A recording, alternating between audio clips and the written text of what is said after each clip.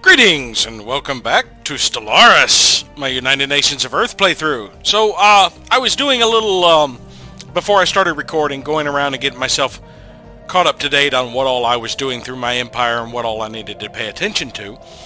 And I did notice another little glitch with the names here. Apparently there was some bug when I updated to the Fornax update that glitched out a few things' names.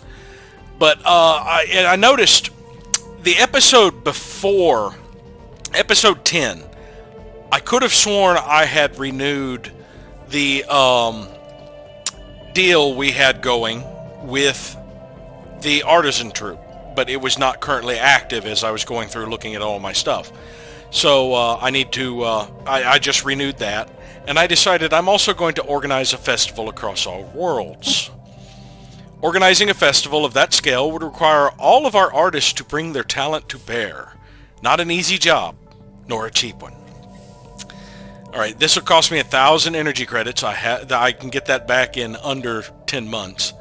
And for 5 years, I get 15% happiness and 10% pop growth.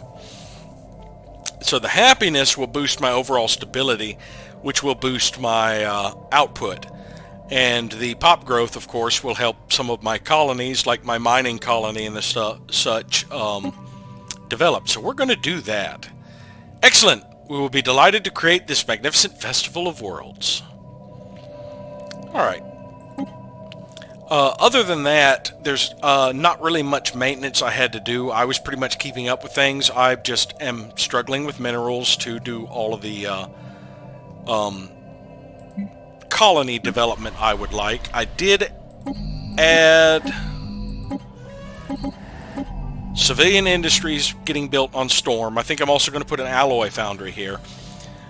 Storm is pretty close to being fully developed, but I have several planets that are ready to upgrade.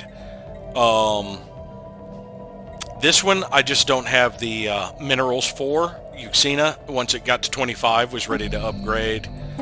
And these two are both at 24, so they're really close. Other than that, I have this one. This colony, New Jamestown, was ready to advance to a planetary administration. And my brand new colony, I think I need 10 population. Yes. It's going to be a while before it is ready to advance, but hopefully by then I will have solved my mineral output issues. But I checked to the diplomacy. Not really much I can do in the diplomacy front. It's all a little bit slow.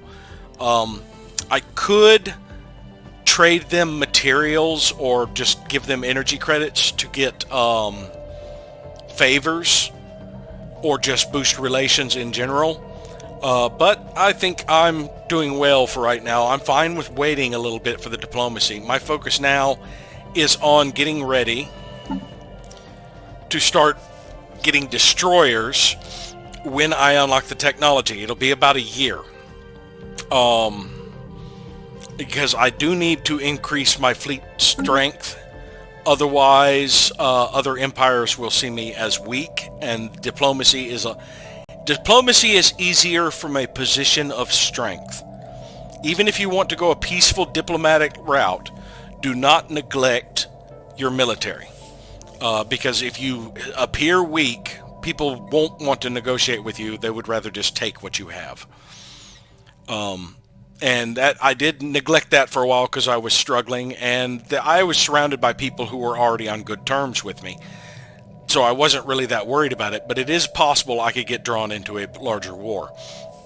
So I need to go ahead and start preparing on the military side now that I have an economic base growing. I mean, I'm pretty much positive in everything except consumer goods, and I'm only having to buy about 15 to 16 a month, and I have several things in the works that will take care of that deficit for now. And once I've taken care of the deficit, I should be able to stay on top of things as soon as I get more minerals. Only other thing I hadn't checked was, have I made any progress toward the orbital research mandate? 1. Okay, I have a second one in the works. I believe... No, I do not. All of these are mining stations. But yes, once I get over here, I will have one more research station. If I claim this one, that's yet another research station, and I could go back and get that one to get the fourth. I do have a constructor waiting at Cothium, which is also a research station, and that will finish out this section of my empire. Now, I'm not too worried if I don't get to push all the way down here. Like I said, I don't really need a really big empire, but it would be nice to have a decent sized empire, you know, or make use of some of this territory that nobody else is making use of. Speaking of not making use of things, okay, that's not a great mining world. Anything else? These three are in my borders. I know I looked at this one. It was not a great mining world. The Tomb world is a great generator world, an amazing generator world.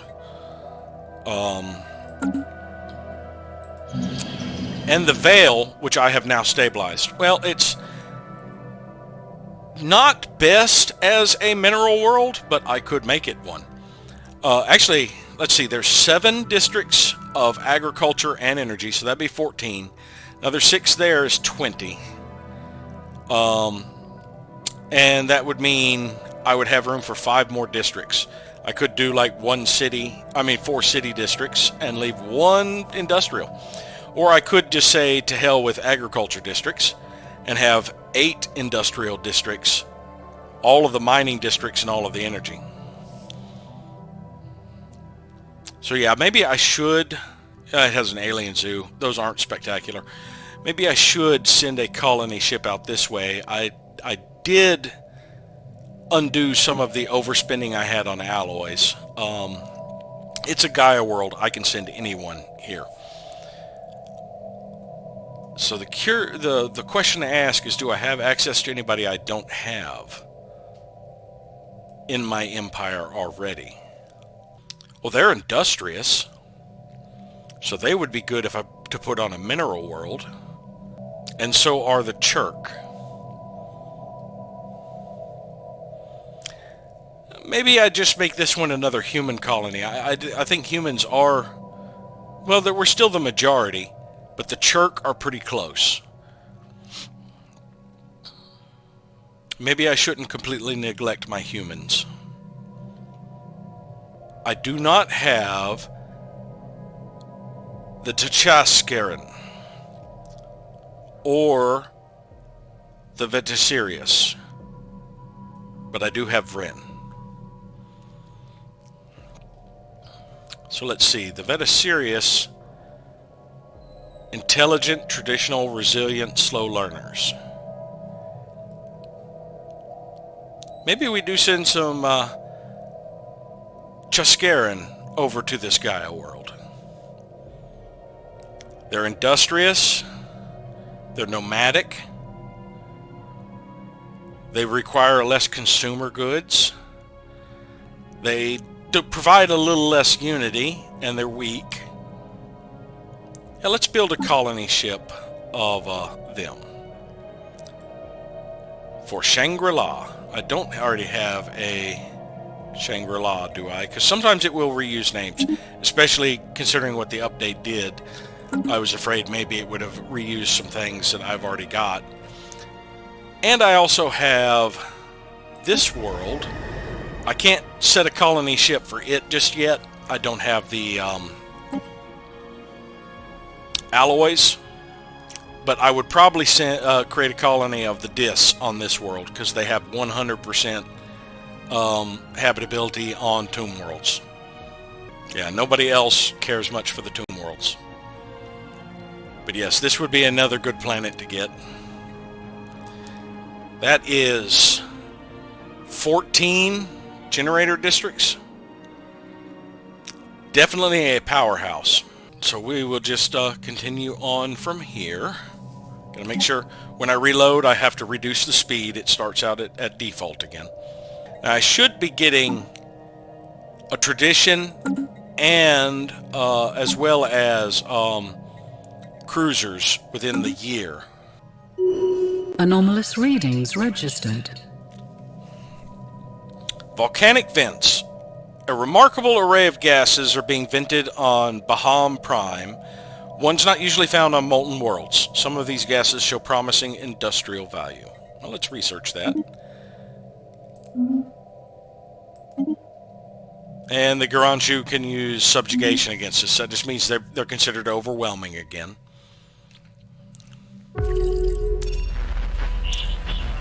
Made first contact with aliens in the Zur system. Yeah, we're finding they just moved into the Zur system. We're calling them the Goonies.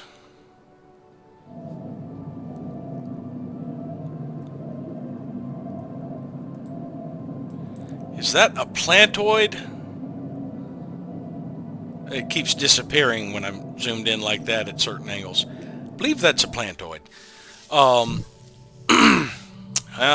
Who do I have that I can pull out of somewhere? Nobody. Unless I pull out the one I just started improving with the hive. First contacts are a source of influence, so yes. I can improve relations with the hive later. We are going to send Francis Gibson over here to try and get a first contact done, because influence will allow me to keep expanding.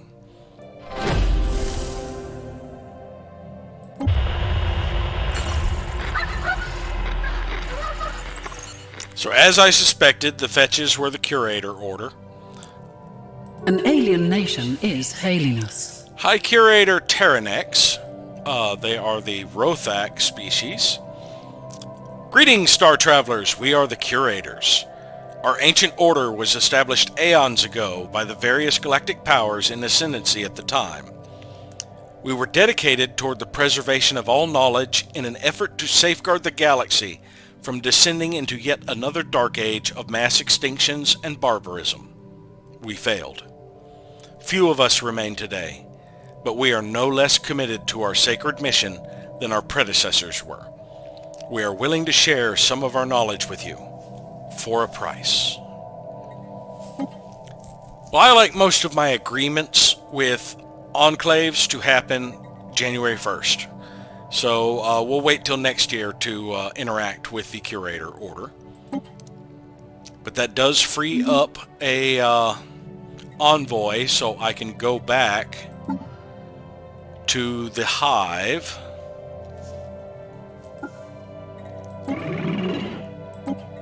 and put Christian Biaconley working on improving relations with them. So yes, the Curator Order was that faction we encountered in Epsilon Cygni.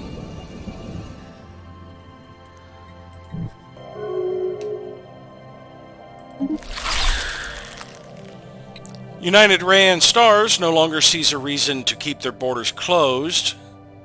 Interesting considering they're xenophobes. I'm not improving relations with them. They just decided, or they're necroids. They just decided they didn't need our borders closed anymore. Okay, I'm good with that.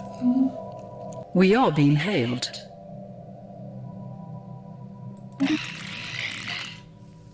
We are too weak to survive in this hostile galaxy.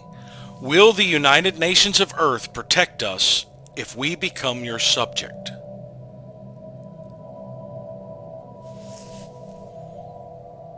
They want us to be their overlord. Alright, integration will be prohibited. Expansion will be regulated. Subject conflicts will be defensive only. They'll only join my defensive as well. They will have restricted voting, and we have a holding limit. That's the one that they're proposing to become our vassal. Well, they're asking us to protect them. Now, while our military is kind of weak, we do have allies. We have both the Kelzin, the Fire Tribes of Kel, and the Hazar Pact allied with us. And the Hazar Pact does kind of like them, even though I think the Fire Tribes of Kel are not on good terms with the Piracy. Them being my subject, they might get on better terms with them. Yes, I think we are going to accept this. So now we can go to the contacts to the agreements. Their loyalty is currently negative 20, but it is going to be gaining at 3 per month. So they will eventually become very loyal to us. And we can negotiate terms. We can't do it for another, I think it's 60 months. Yeah, that each of these numbers here is a month.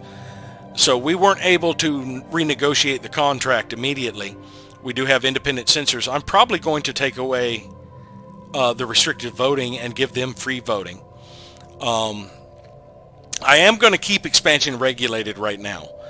They can expand, but they have to pay us influence to do it, which is wonderful because I need influence. And speaking of needing influence, we can build a holding, and I'm going to build it on their capital. Do I have the resources? No. So that's the next building I want to put up. Would be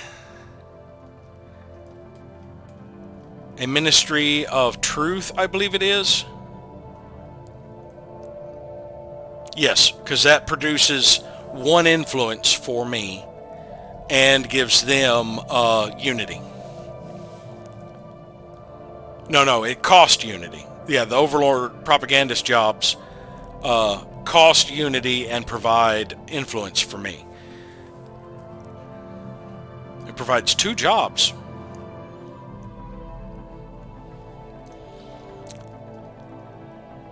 We could eventually get more holdings. That's what I would like to negotiate for. Things that can benefit their empire as well as mine. But yes, being able to get more influence is my main thing right now. So yes, we will put a Ministry of Truth on there, overseeing local faiths, news, and political interest groups. With the right prod, everything runs a tad smoother. Because we are trying to preach about egalitarianism, about uniting the galaxy in a cause for freedom. But yes, right now we can't. I'll be able to do it in 4 days. Pyrarch can now use the subject to cast a spell against us. Yeah, they could rebel if they wanted to. They just agreed to these terms. Why would they want to turn? So that's the first building we're going to build. It's going to provide 2 jobs. It's going to take a year and a half. A year and 4 months. So about a year and a third. All right. That was nice. I was not expecting them to want to be my subject. Now, since it's going to be 5 years till we can renegotiate these terms, it'll be a while before I can do that. But I do want to get an idea of how much influence I need to have banked. So we want independent diplomacy. Actually, first off, the Pirac are going to be, they are erudite explorers. And it was after they shifted from being xenophobic, hegemonic imperialists to becoming erudite explorers. They started to explore the world, the galaxy a bit more. And I guess they ran into some things up here they would consider threats. And that's the reason they're now seeking me as allies. But since they are erudite explorers, I think I would like to shift them to be a Stellarium. With independent diplomacy, expansion regulated, we will have to contribute some things to them, I believe. They would be giving us research. Let's actually give them some basic resources. Let's see.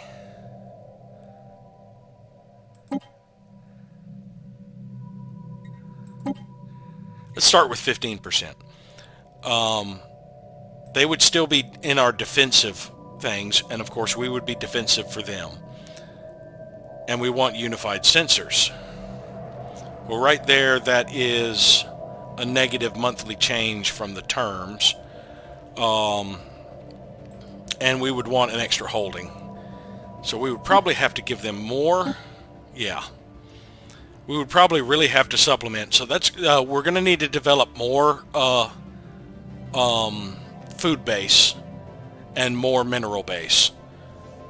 But this would be the way to go, and it would cost us 235 influence. So in 5 years, we need to have about 250 influence banked if we want to do these changes right here that I'm proposing. And it will take a chunk out of their loyalty, which hopefully will be improving. Let's go back to the contact. It now shows, yeah, they are improving. Oh, because of opinion. That doesn't take into account opinion. So I don't need to give them as much resources starting out because opinion will matter. So yes, and their opinion is going to be improving as well with us. But yeah, about 250 influence is how much I'm going to have banked by about 2260. So that I will have enough stockpiled to be able to shift them over to a Scalarium. Now, one thing I see right there, I don't have accurate sensors on it, but it looks like they do have pirates in their area. Well, this ship is idle.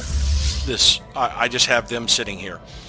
Let's have it track back through here just to see if there are any pirates in the area I need to clean out of my vassals, because that would be disrupting their economy. And my food dropped because I completed a building on one of my agricultural worlds. We are being hailed. That would have pulled up farmers to fill the slots. It most likely was an industrial district, I believe. Extremophilia. Quujit and his crew have made a surprising discovery on Baham Prime. The molten planet is home to an exotic array of extremophilic microorganisms. These bacteria live deep inside the volcano vents that scar the planet, thriving in the extremely high temperatures produced there. This unprecedented find is our first known example of organic life forms flourishing on molten planets. Moreover, the extremophiles on Baham Prime are in fact responsible for the rare gases detected in its thin atmosphere, producing these valuable compounds as a byproduct of their metabolic processes.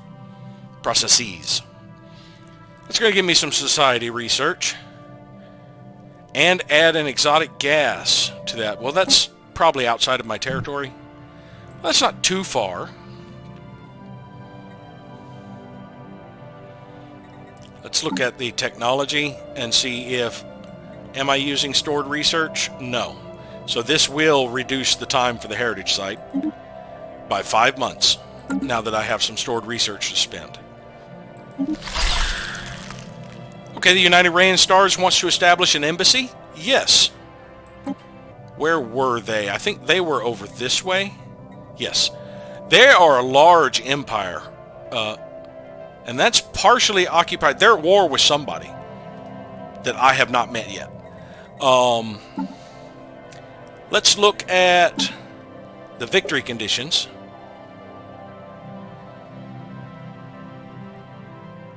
They're actually pretty low score. I don't know enough about them to know, but yeah, they're pretty low ranked. Tezek and Hive are the best that I have encountered so far.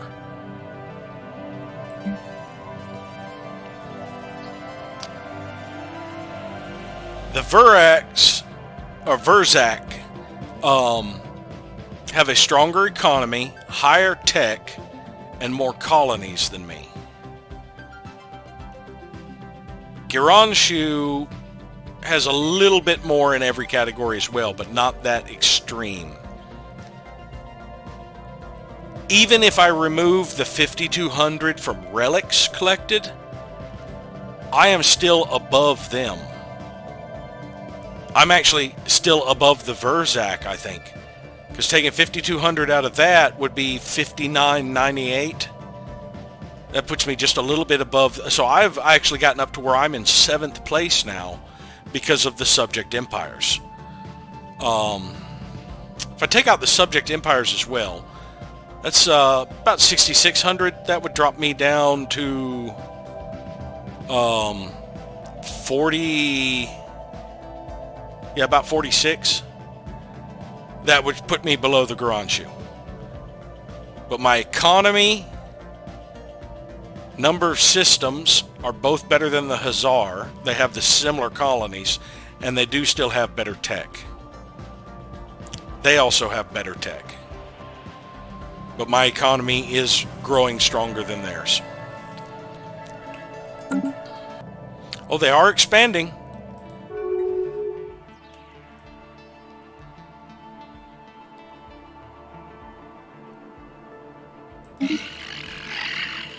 Okay, they broke the commercial agreement between us. That was only granting me 574, I believe.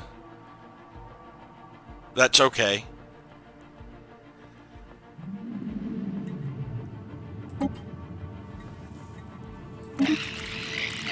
They'll probably want it. Right now they're considered disloyal because of their loyalty, so they're going to end up breaking a lot of our agreements until their loyalty gets back up.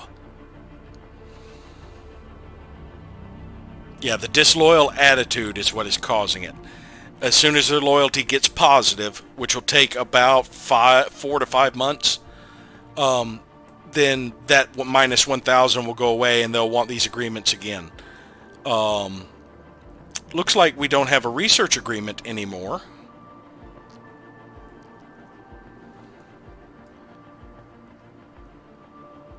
So yeah, we're going to have to renew that as well. But that's fine. That is more influence I will be earning, because a lot of my influence has been tied up in migration treaties and research agreements. And commercial pacts. And defensive pacts. And did I have a defensive pact with them? No. My defensive pacts are with the Hazar and the Fire Tribes.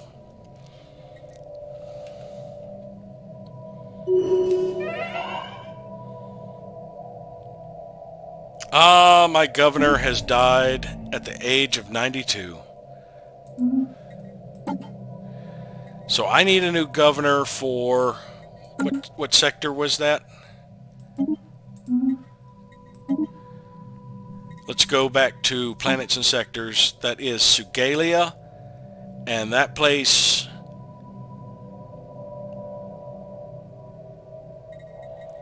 Sugalia is over here. Yes.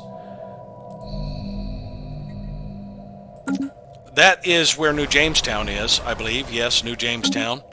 And Nueva Cadiz, which is going to be an industrial world. And we also have this Savannah I haven't colonized yet, which can be another research world. So we want a researcher to be the governor of that sector. Well, there is one right there. Quigao, is that how you pronounce that? I will have to look that up. That is a name I am not familiar with. And that also means the faction leader died for the alien suffrage faction. I believe if I advance it a little bit, they'll elect another one. System survey concluded. Yeah. Governor Jag Naksheen has been elected as the new leader of that faction. We have detected an anomaly. Interior imaging of Baham 1A suggests massive underground caverns wait below the planet's surface. This may be worth investigating. Alright, that's 4 levels above him.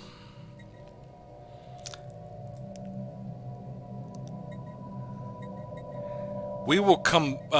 do I have a scientist I can swap out that is high enough level? Let's check that first. The one in the Aldrin I can swap out for. And I can put him in the Aldrin. Because all the Aldrin is doing is the Aldrin is... yeah, the Aldrin is headed there to check the debris. So let's put Kugaz there. Or Kuget. Cubert! Let's put Cubert over there, yeah.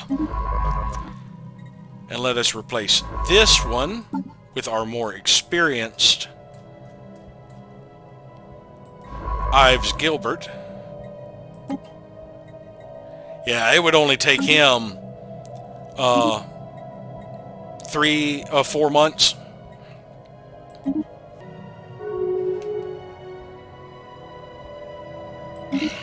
Yes, they broke the migration treaty. Now that's going to interfere with some of the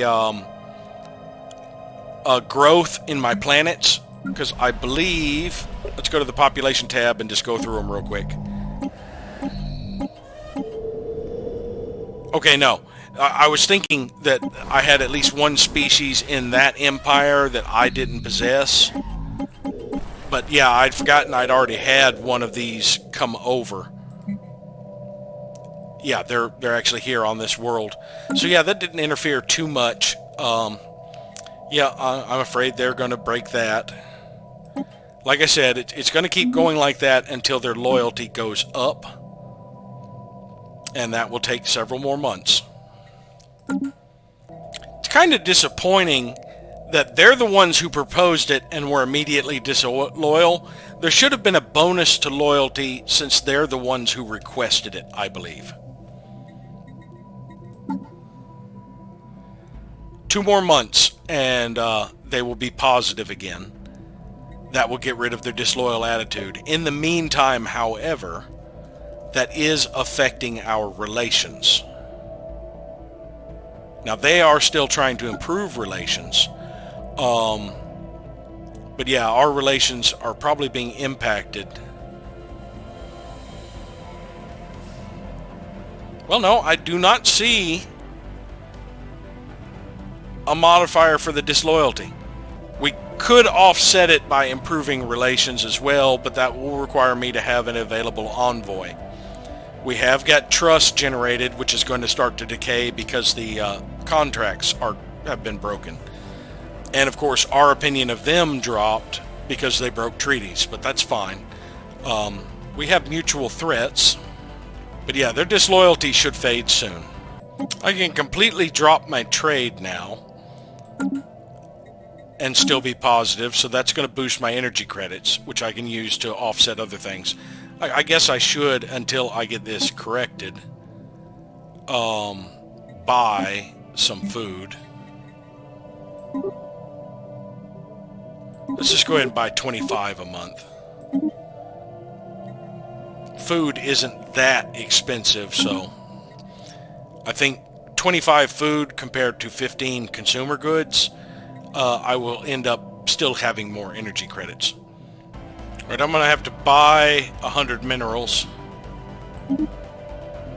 to avoid my constructor's actions being interrupted, because before I would get more minerals, he's going to complete that mining station and start on the next one.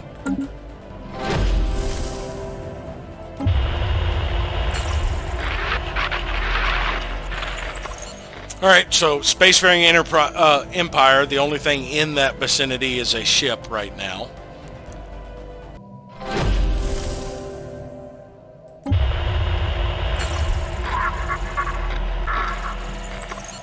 Mazikeen are being elusive. We've seen this entry before as well. They are hostile, and they are molluscoids. As a matter of fact, that is the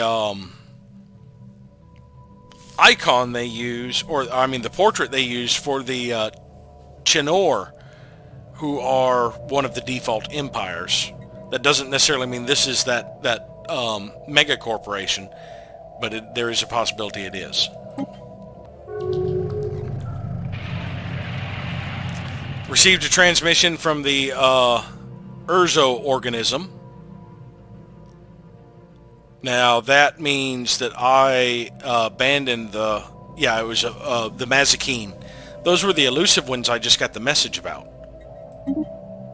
So yes, the Urzo organism, they're a hive mind. That's the second hive mind we've encountered. Hive minds concern themselves with the propagation of their species above all else. So long as they have room to expand, there is little to fear from them. But if boxed in, they will think nothing of seizing worlds and slaughtering the native populations. And they are a collective consciousness. This government operates as a single consciousness, with the population having no individual desires whatsoever beyond fulfilling the needs of the hive mind. We reach into the void, the vast expanse becomes us. So, I can't shift the Gestalt always stays Gestalt. They aren't egalitarian or anything like that. I can't shift them, so I simply have to accept hive minds as they are.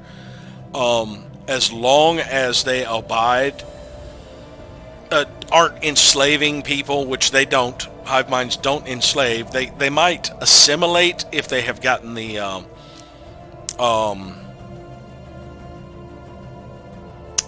ascendancy or ascendance perks, but for the most part, they can't coexist on worlds with non-hive minds. So if they take over worlds, they end up displacing the population or killing it. We are the Urzo organism, and we speak as one. The hive mind has taken note of your presence. We will observe for now.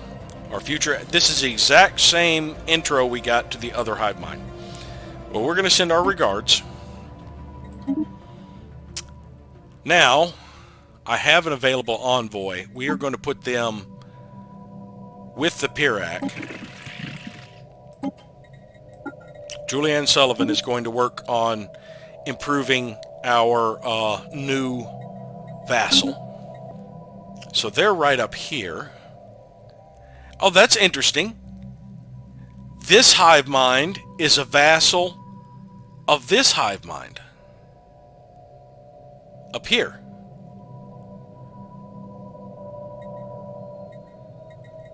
Now, where do they fit in the rankings? They're just above the Hazarpak, but below the Garanshu. So that means they're probably equivalent or a little bit stronger than us.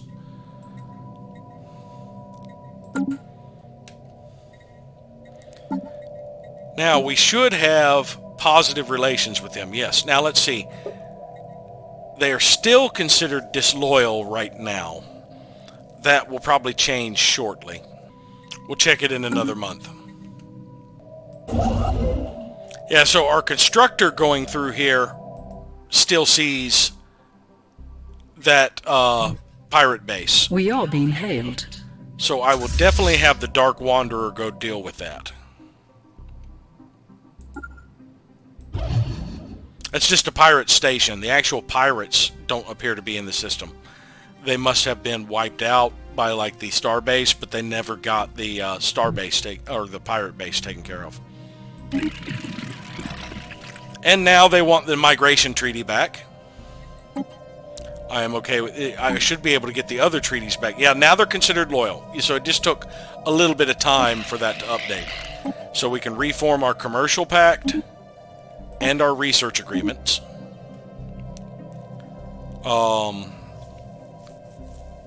And that should start improving our trust and everything again.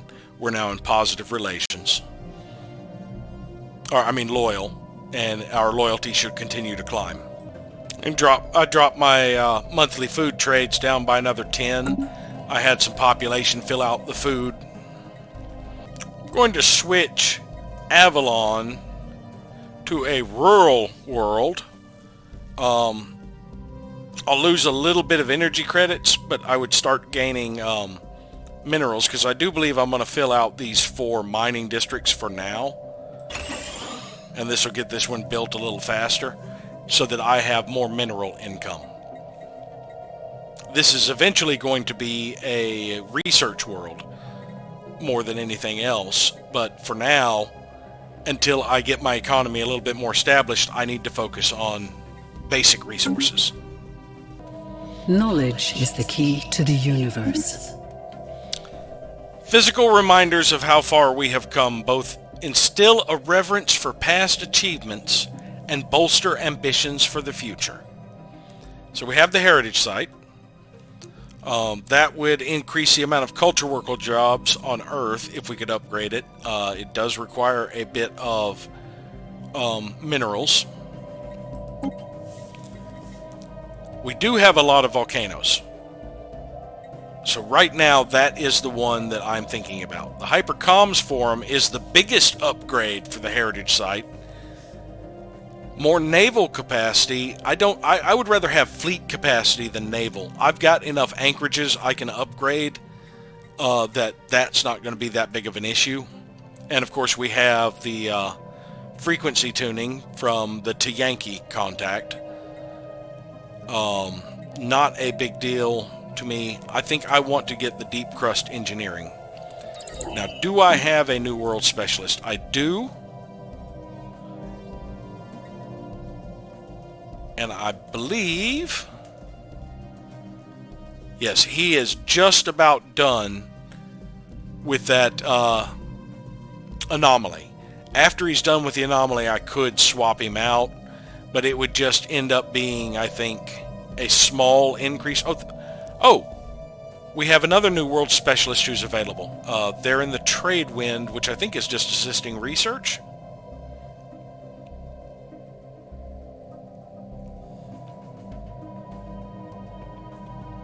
No, the trade wind is doing the archaeological dig.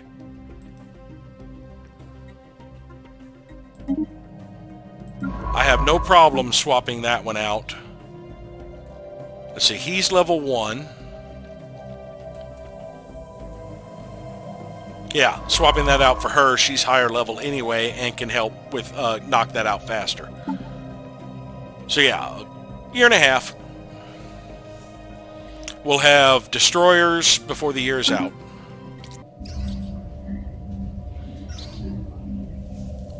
Investigation of the caverns below the surface of Baham 1A revealed them to be filled with a silvery liquid metal that flows from cavern to cavern in gleaming rivers, pooling into underground lakes.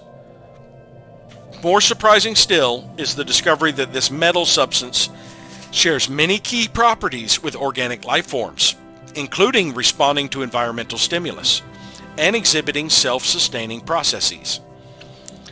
It remains to be seen whether this exceptional metal should be classified as truly alive, but it may have several practical applications for our engineering technology.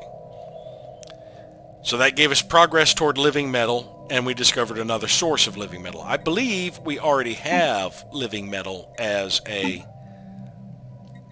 Alright, change research. I believe we'd already found it. Yes. So this is going to give us some progress toward it. Yeah, it about 10,000 research toward it. But we were working on destroyers. And that is down here. So maybe I do have a reason to expand this way.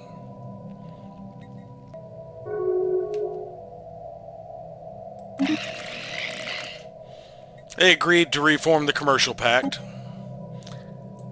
And they will likely agree to reform the research agreement soon.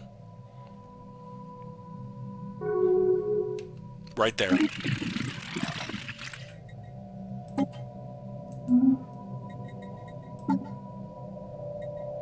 That probably did not affect much of our research because we probably could get, well, yeah, it's saying now on destroyers, but we probably had another research agreement giving us a boost because it didn't change in time. Yeah, we'll still get it next month. Fire Tribes of Kel declared war on the Churk Foundation again. Now, we didn't get drawn into this war because we have a defensive pact and they didn't invite us. That's fine. I will let them go to war with them without me being involved.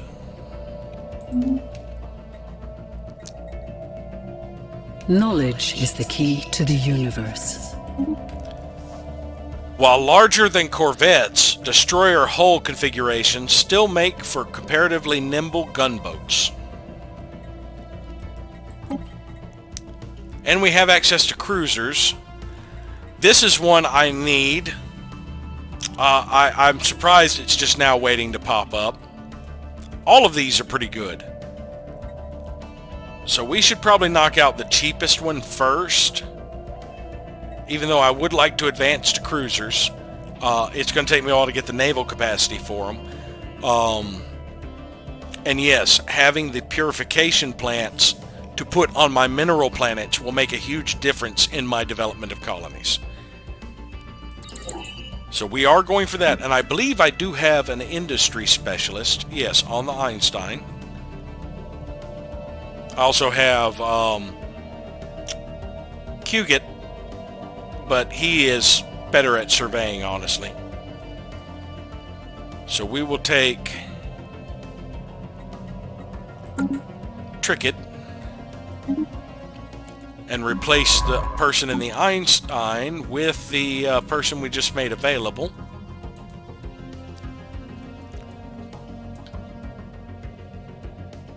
Actually, we will replace it with Ghent. Or maybe, wait.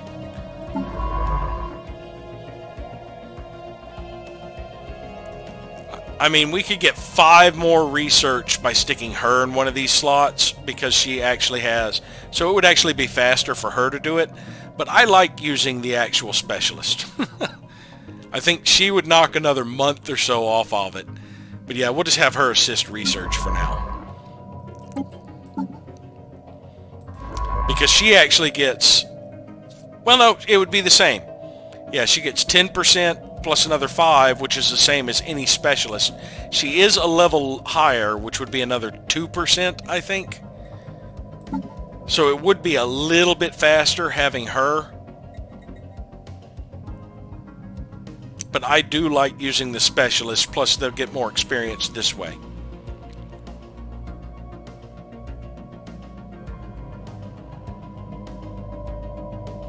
Well, he is actually higher level. He's 3 and that one's 2. So yeah, there would be no change in the level for putting her in there. But now we can design some destroyers. Now this starts out with a generic design, and you cannot, I don't think you can delete, yeah, you can't delete your only destroyer design. We have to come up with a destroyer design of our own first. And destroyers are a little bit more complex. They get a bow and a stern, and they have different configurations. Let's see, for the bow, I'm going to be designing multiple types. Now, we do know there are already cruisers out there, so I do know I'm going to need an artillery. And I believe the artillery will probably use a gunship stern. See, line goes to 50, artillery goes to 80. Now, the medium mass driver shoots out to 75. This artillery computer adds 5% to the weapons range. That almost makes it long enough range. 5% of that is like 3.75. So that would be about almost 79 range. If I got the advanced combat computers, that means it could fire both guns out at max range. But yeah, we're going to use mass drivers on our artillery. And we're going to mix this with armor and shields. And for our auxiliary slot, evasion on destroyers, we could put afterburners. Right now it's got 36 evasion. It would only add 1.6% evasion and I think 17 to the speed of 13. It doesn't really need power, but the auxiliary fire control, these things have an accuracy of 75. This does not really add accuracy. This, now I'm glad I researched that, because that will add a chance, make all of these an 80 accuracy, basically. This will be the Le Havre artillery gunship. So yeah, I'll just use letter abbreviations, and I do want it to auto upgrade.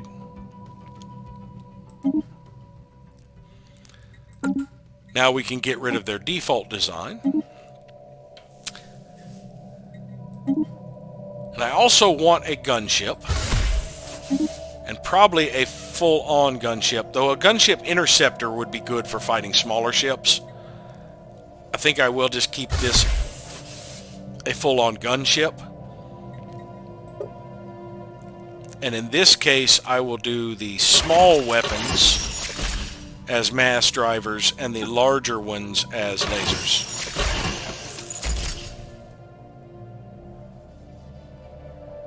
Or I could do one null void beam, just to completely sap the shields. But no, I want to mix these two, yeah. And this is going to be a line ship. Range of 60, range of 50. This should get me to 50.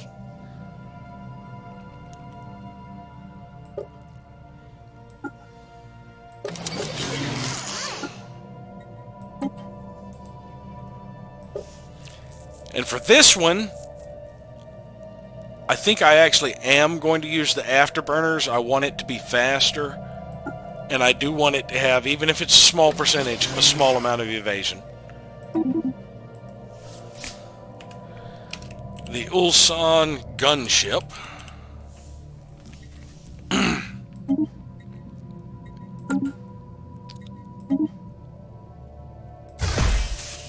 And we will do a picket, full-on picket. This thing's job is going to be to basically shoot down missiles, and we do want the fire control on this. Missiles and incoming ship planes. So we will put 2 flak batteries on the back and 1 point defense. For our small weapons, I think we will use mass drivers.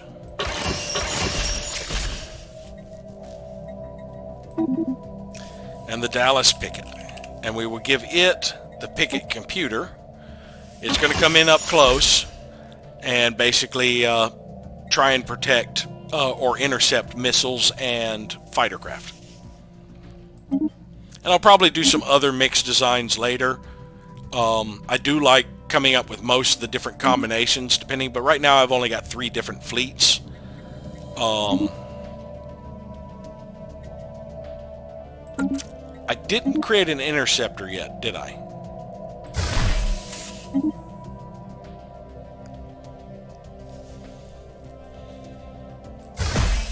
Yeah, gunship interceptor would be anti-small craft, like other destroyers and corvettes.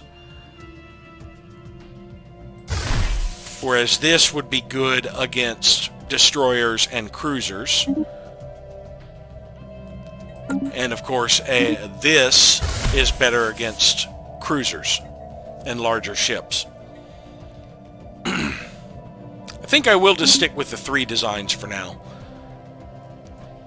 since we can only add like 10 extra fleet capacity, so that's only like 5 ships to each of our fleets. Eventually, I would like to add a mix of... See, I like 2 types of every ship. I got 2 types of corvettes, 2 types of destroyers in each fleet, and kind of mix them. And when I get up to where I have cruisers and higher, I like to shift the roles between my fleets. So like one fleet, the pickets and the anti-small craft could be my small craft, and then all my other ships concentrate on larger ships. In another one, maybe I have the torpedo boats as the primary ships, corvettes there. And so that means that another ship class, either the cruiser or the destroyer, has to fill the role of going after corvettes or being pickets. So I just kind of like all my fleets to all be slightly different, just the way I am. But for This one, we do have the picket and the torpedo boat, and I think that's the way all of our... Well, no, we did kind of mix up. So we have pickets and torpedo boats. So they're handling the picket. The torpedo boats... So they're handling the larger craft. So the destroyers I add in... I would need an interceptor class, wouldn't I? Or I could make the destroyers the pickets and change all of these over to torpedo boats as well.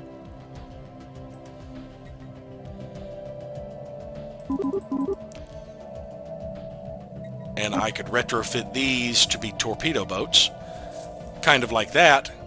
So we have 20 torpedo boats and like 5 pickets for the destroyers. But that would leave me with a complete weakness for smaller craft.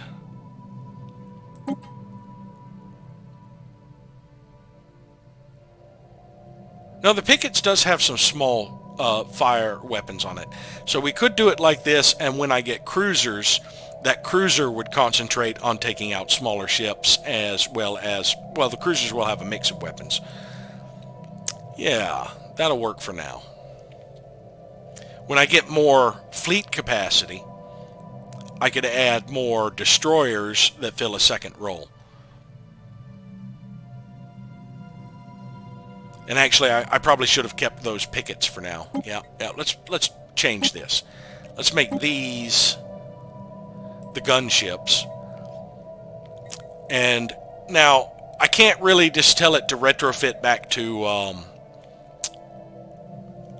the way it was. Cancel that. There is a way I can do it, though. What I can do is split these ships off. Let's see. Transfer ships. We'll transfer out all of the pickets.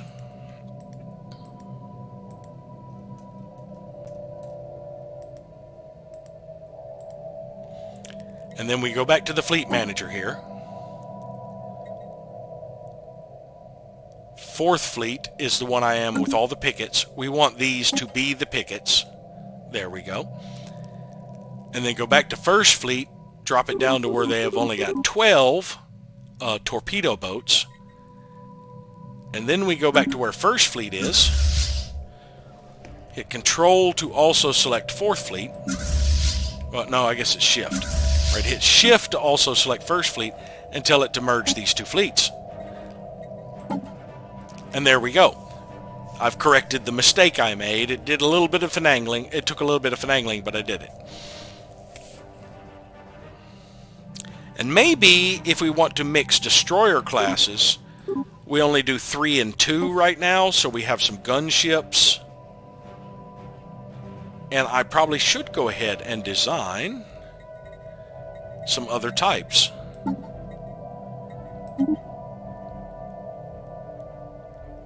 We could make gunship interceptors. Alright, so we will have actually... we'll put a laser as the medium weapon on these. And all the rest will be mass drivers. So those shields are going to come down pretty quick. The laser will take a while to work on the armor, but these will be doing a little bit of damage to armor.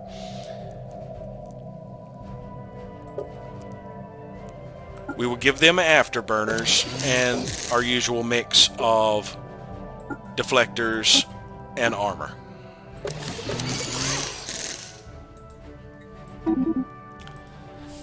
And we will call this the St. Louis GI, Gunship Interceptor. Alright, so back to that fleet.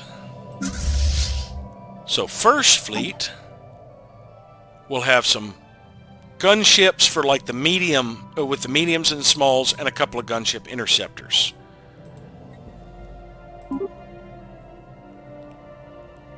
And as I get more, it'll end up being like 4 of one and 6 of the other. Actually, let me reverse these. Because I think I want more interceptors than I want actual gunships. That's losing 1 medium weapon for 2...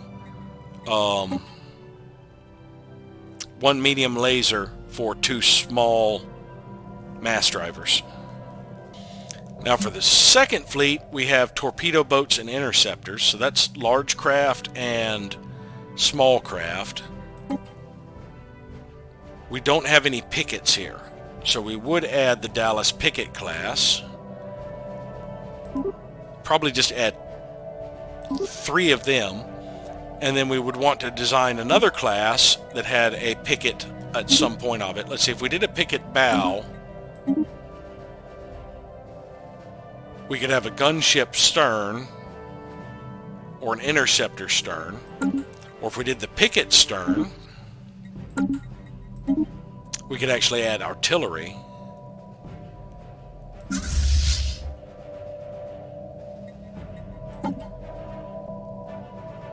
This has more interceptors than torpedo boats. We'd want the artillery design. So yeah, let's put an artillery picket. And for the artillery, we're going to put a mass driver. And this is going to have flak batteries on both of those.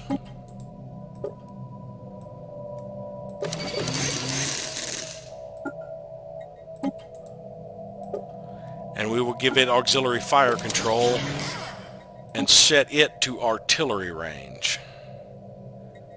Nope. No, we won't.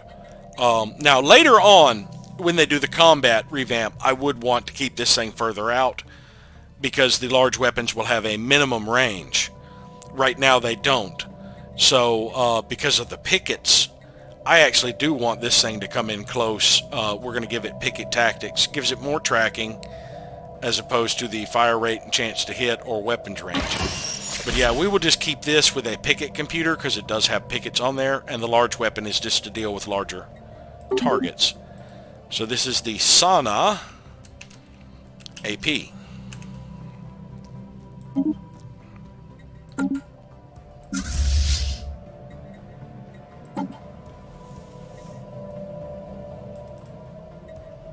And we'll have 2 of them in that fleet.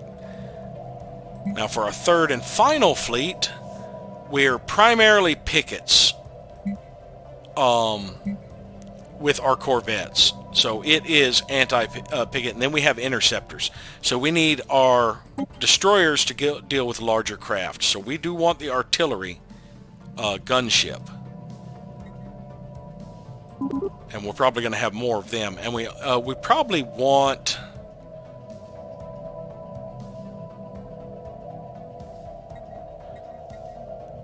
What design class? Let's see, we've got the gunships. We've got the gunship interceptors, artillery pickets, and full-on pickets. And we've got an artillery gunship. We don't need another picket here, so I think we will just add like the gunships as the additional ship here.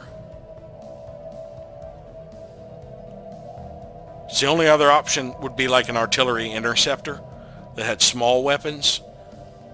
But if I'm going to have small weapons, yeah, let's just add Olsen's as the other ship for this fleet. Now these are all fairly expensive. Each of these ships is over 200 alloys each. So it's going to take a while to fill out the fleets. Right now I could only build 4 anyway. But I am still in the process of getting more shipyards and upgrades to my star bases.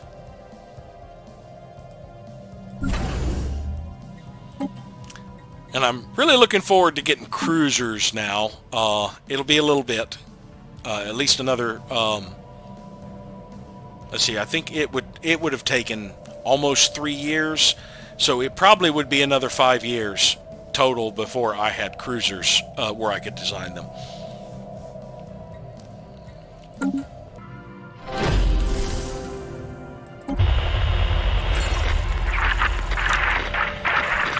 Well, it looks like the Goonies are also being elusive.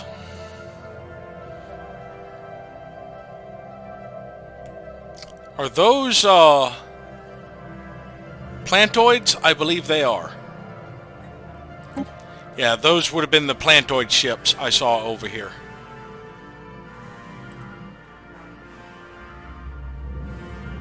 Yes, those are plantoids. Construction completed. And we got another tradition. So this will boosting our habitability will help with a lot of the planets we have, especially because of our diverse species. And then with our next tradition, which will happen in 3 years, we will have an additional building slot on all of our planets and can finally get like the diplomatic embassy up on Earth so that we can have an additional envoy to move around. I was building transit hubs on all of these stations I had not upgraded yet since I had the empty slot. But I don't have the alloys currently to upgrade them.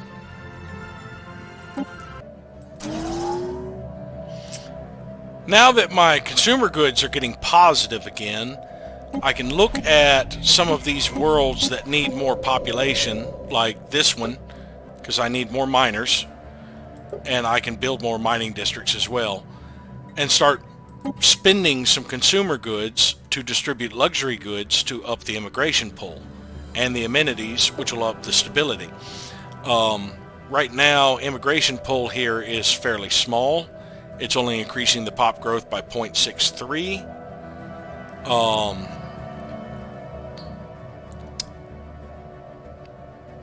Yeah, so it's going from 4.5 to 5.1. Yeah, if we distribute luxury goods, we won't really see the change until it kicks in, but we're going to do that. And actually, I had just decided to add another agricultural district. I'm going to change my mind and add another mining district because minerals are what I really need. And that, if this one's going to be growing faster, it's going to be filling up those miner slots, hopefully. Now, since it's the start of a year, we are going to contact the curator order and ask them to aid us in our research. Knowledge is everything. It must be preserved. Of course, we are prepared to offer you limited access to our extensive data banks for a period of 10 standard years. This should provide a significant boost to the research efforts of your planet-side research labs. We'll require compensation for this service naturally, but I think you'll find that our prices are very reasonable. So it's going to be 5,000 energy credits. That's not a problem for me. And it'll be 10% more research speed for 10 years. Right now our research is, and that actually affects here, I believe. Yeah, Curator Insight. So it's affecting how the stuff is applied, not how much I am earning. So it's 10% added on for the research here. Speaking of which,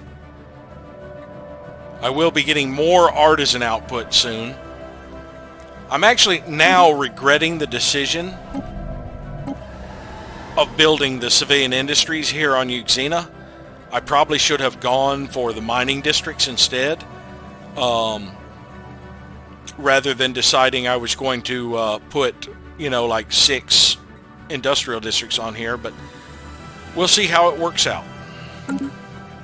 Construction completed. Alright, so we finally added in Cothium to our system. That's going to give us another research station when we have the energy. The next month I can start building the research station, which is one of our objectives here under our presidential mandate. Yes, orbital research. And after we get that, this section of our empire is pretty much intact. We can go back over here to Parsac, which will give us another one and more minerals.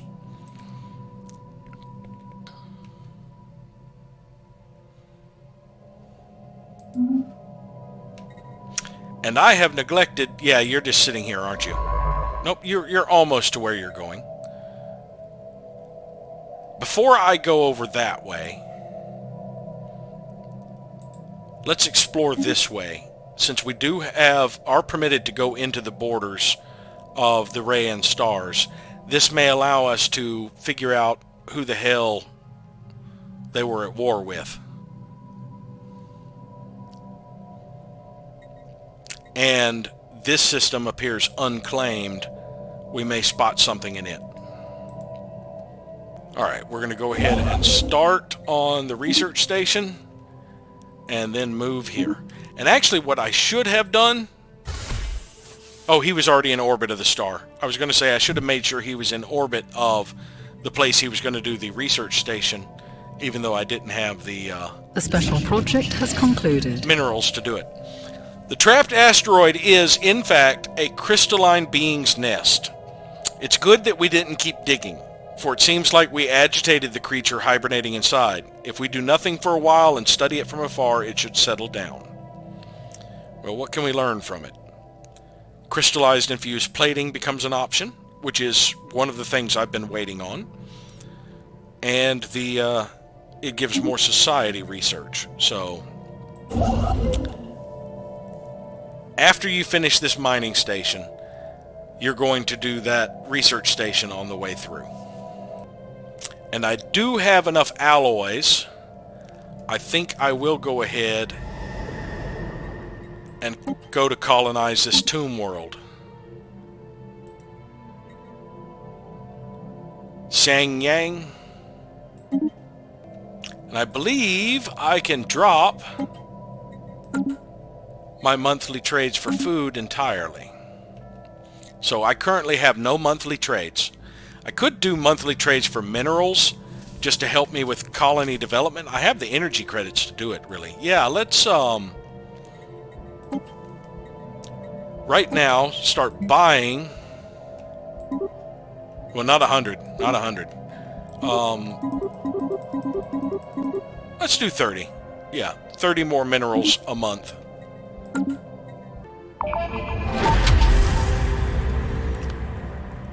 Vitaricius refugees arrive. A flotilla of civilian transports carrying Vitaricius refugees from the Urzo organism have arrived in our space. They have been allowed to settle on Earth. These unfortunate outcasts were forcefully expelled from their homes by the Urzo authorities. They have been traveling from system to system since then, in a desperate attempt to find new homes before the last of their dwindling supplies were used up. They went to Earth. They're welcome here. Let's check out Earth.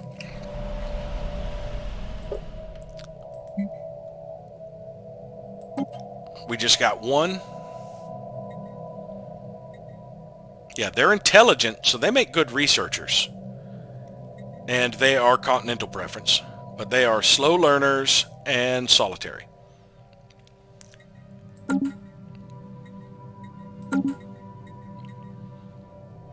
And we have finished the archaeological site.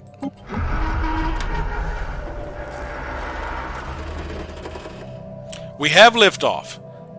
Though dangerous, the alien ship's intoxicating mist could augment the effectiveness and loyalty of our Empire's soldiers.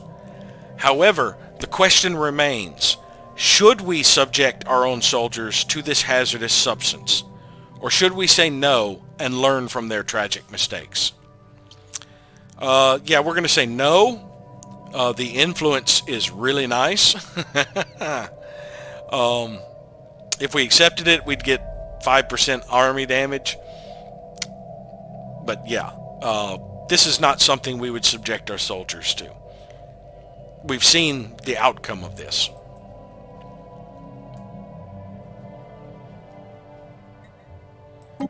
Anomalous readings registered.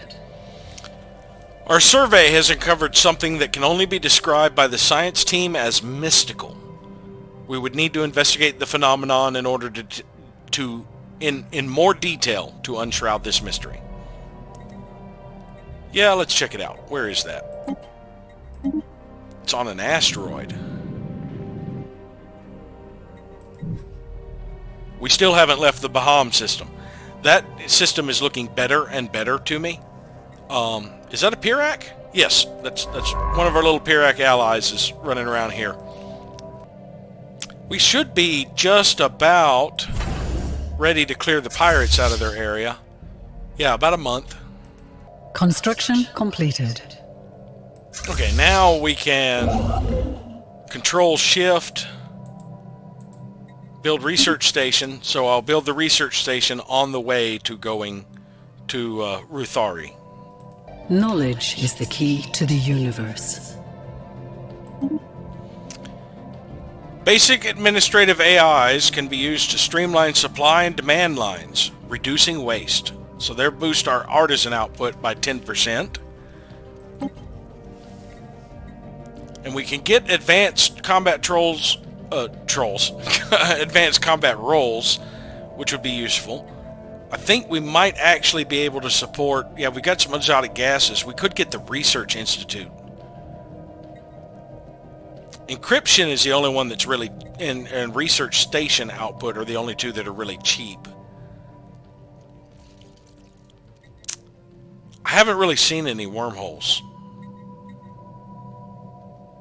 Yeah, I don't think there's any, there is a wormhole right near me.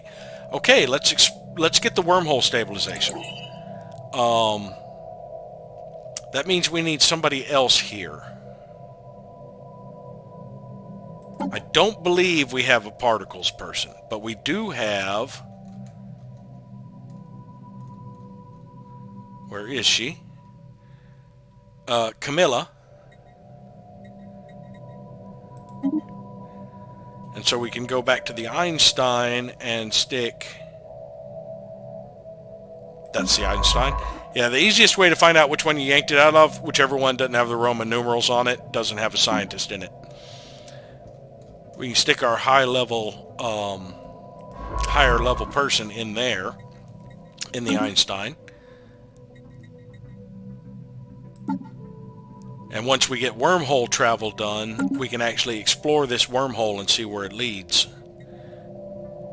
Yeah, its gates we don't have in our territory. The Pirac have a gateway. Yeah, there's two gate. Well, no, they don't actually control that gateway, but they have a gateway. And we are about to enter combat over here. It'll be a quick combat. Engaging hostile station.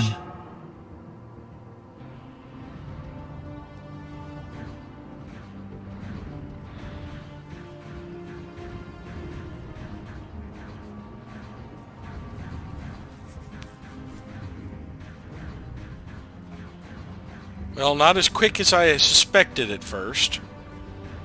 We have just gotten its armor down. Construction completed. We've analyzed the debris in Clindath. We got progress toward mining drone lasers. We have progress toward ion thrusters and some research and physics and engineering research. And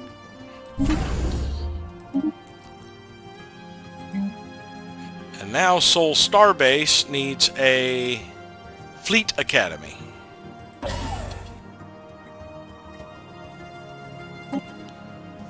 Then we can start spending our alloys, I believe, on churning out our fleets, because we've got sufficient naval capacity to start adding some destroyers now.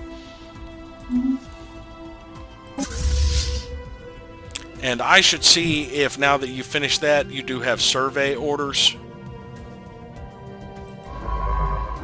Yeah, you're surveying Clindath. After you finish that, get that system.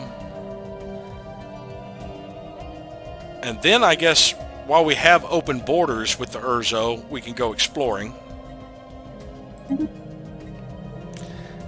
This is a nebula, I believe.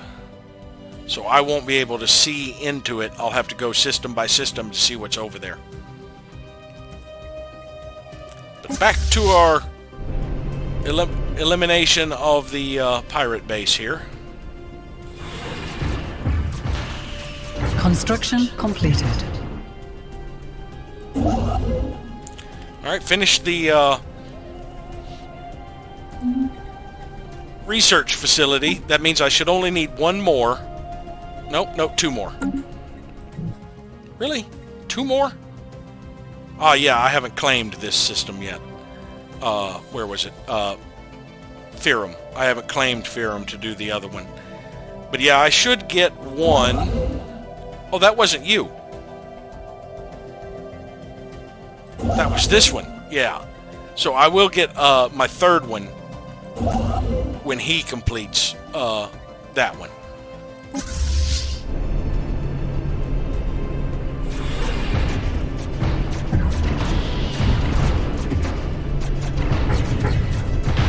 They have yet to breach my shields, and I've got them half dead. Sacrosanct Church Foundation is no longer a valid rival for our empire. That's going to impact my influence. They were, I think, one of my only rivals.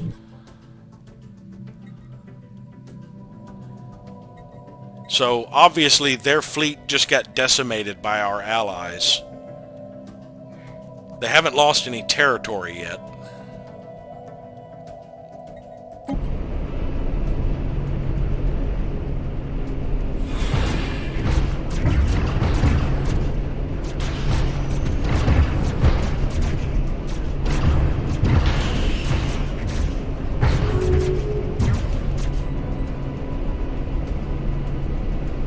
They closed their borders to us. Well, you know, we were freaking rivals. Borders were closed automatically when we were rivals. They had to renew it when we stopped being rivals.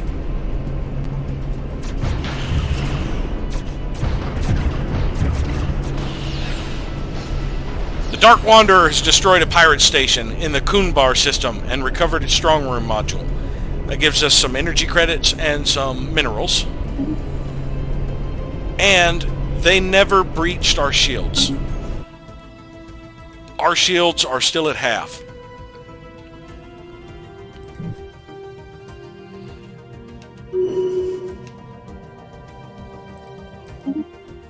Yeah. They were 150% effective against our shields with their small mass driver, but just couldn't do the damage to take down our shields.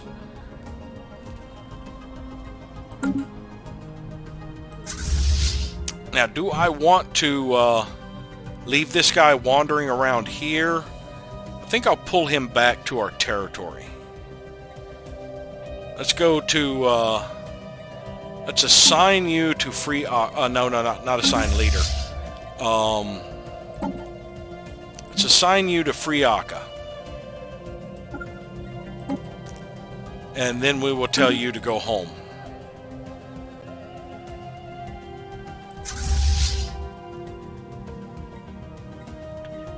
Return home. Take 500 days. Alright, I believe it's time we started upgrading some of our research labs. And engineering is what I really need to push right now, so we're going to do it on New Jamestown. We are going to upgrade a research lab here, because we do now have a nice surplus of exotic gases. We'll be able to support upgrading some of these research labs. That's going to detract from getting miners for a bit, because anybody who comes in, even if they fill the miner job for a little bit, they're going to pull up to the open research positions first. And I was about to get another mining district anyway. Actually, we can hold off on that mining district and just save the progress on it. We'll need a mining district eventually. Or no. Yeah, let's go ahead and get the mining district. Because it would take over a year to get the research complexes. And in that meantime, having more people working as miners, giving me more minerals to supplement other colonies would work just fine. This was a nebula. So I still can't see what's in this sector. It might be pretty nasty when I go into it.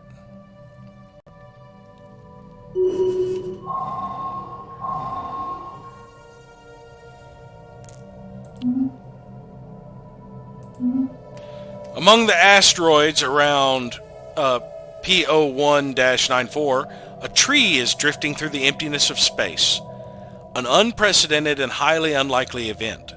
The tree is surrounded in a protective bubble, reminiscent of an energy shield.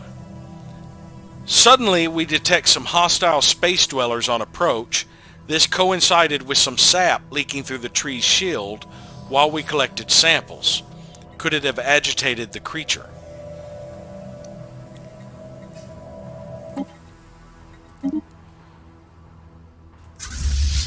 Life tree protectors. They're space amoebas. We're neutral to them. I think we should be able to finish our investigation.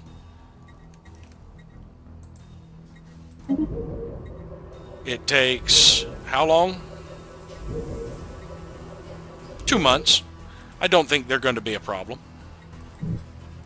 Yeah, they're showing as non-hostile. Since we've already pacified the amoeboids. System survey concluded.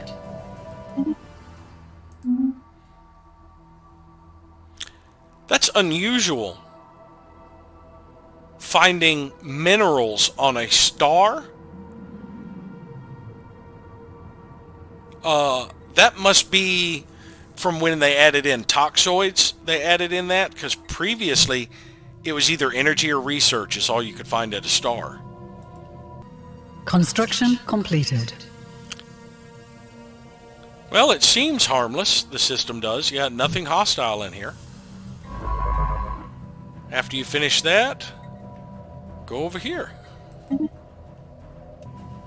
I'm going to go ahead and spin the influence and alloys to start on that star base. How close is my other constructor? I've still got a year before I have to worry about that one having the influence and the alloys.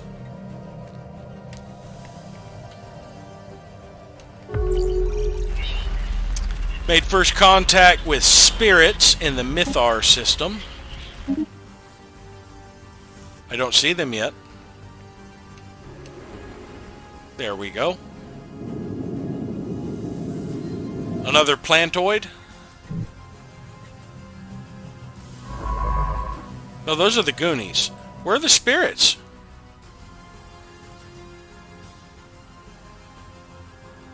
I don't even see them.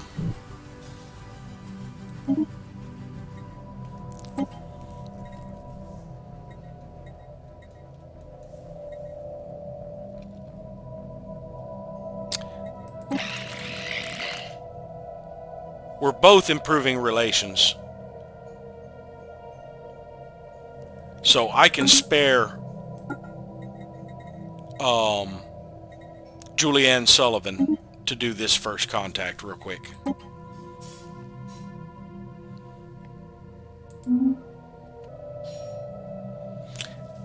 Now, I haven't been bothering to transfer civilians off of Earth when the population gets to be much. Now that I have the transit hub in orbit, so they will be shifting around to other planets on their own with my automatic resettlement chance. I forgot to check and see which planet they went to. I will have to pay attention to that to see if they are visiting planets that don't have transit hubs over them. Alright, this is a physics world, but I believe we'll start upgrading that research complex as well. Well, that's a little disappointing. It says it produces 1, but it's only producing 0.47 actually. So yeah, I'm only getting 0.47 from that, not a full point.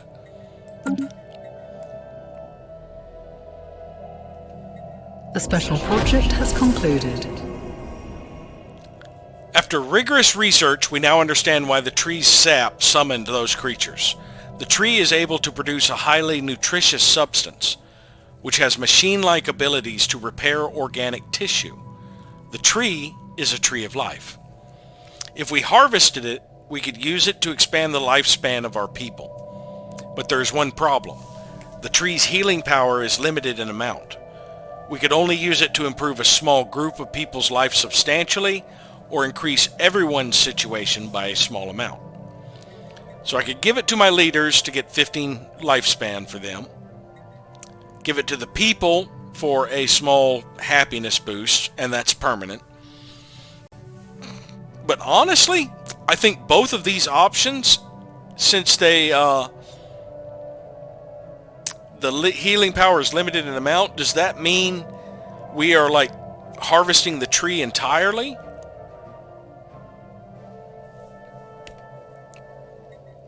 I say we just let it drift along. I don't want to destroy the tree just to benefit us.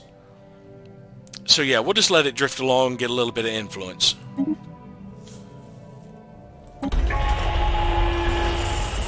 Alright, so this is the Piracy mandate. An alien nation is hailing us. More xenophobes. At least they're not hegemonic imperialist. They are evangelizing zealots. Chief presenter, plant character name, Franz of Magenta. And the rest of the religious council demands your attention, heathen creatures. We provide spiritual guidance to the Piracy mandate, and our intention is to lead this great nation on a path of salvation. Do not defile this path with your presence, alien. Yeah, okay. You'll come to see things our way in the end.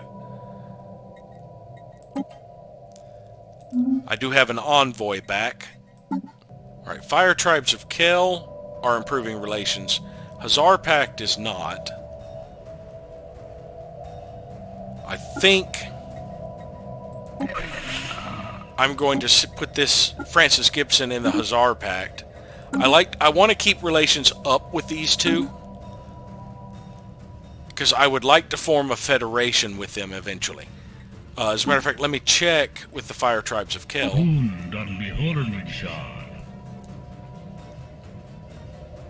Nope, still a bad modifier. Of course, if I get enough favors with them, that's another reason I'm keeping, because I have a chance to get favors. If I get enough favors with them, I should be able to get them to agree to it.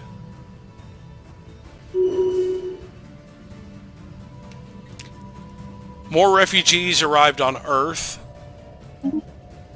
The Urzo organism is kicking these guys out. That means Earth will have surplus population. Our unemployed pop is a grateful refugee. So it's Vetericius. That is a T, right? Is it Velericius or Vetericius? Let's check the species tab and see if I can read it a little easier. Vetericius. Okay. So we shall see where that person disappears to, because I should only have 2 in my empire. Yes. So I'll keep an eye on Earth and see when and where to this person goes. Their most likely destination is Blizzard, is what it says. They give you more detail now. These pops have a 12% chance per month to spontaneously migrate to other colonies within your empire, with jobs, housing, and decent habitability. Now this tooltip is a little new. I don't recall it Our giving me station is under assault. that information. Alright, for the first time we now have piracy in our empire. As civilian travel in space becomes more commonplace, several powerful criminal organizations on Earth have sensed an opportunity to expand their operations. They have converted a number of civilian freighters into improvised warships, with which they raid civilian shipping lanes for booty. We know they call themselves the Shadow Fleet, and that they have struck several times against our vulnerable trade route in the Banus system. Every effort must be made to bring these criminals to justice.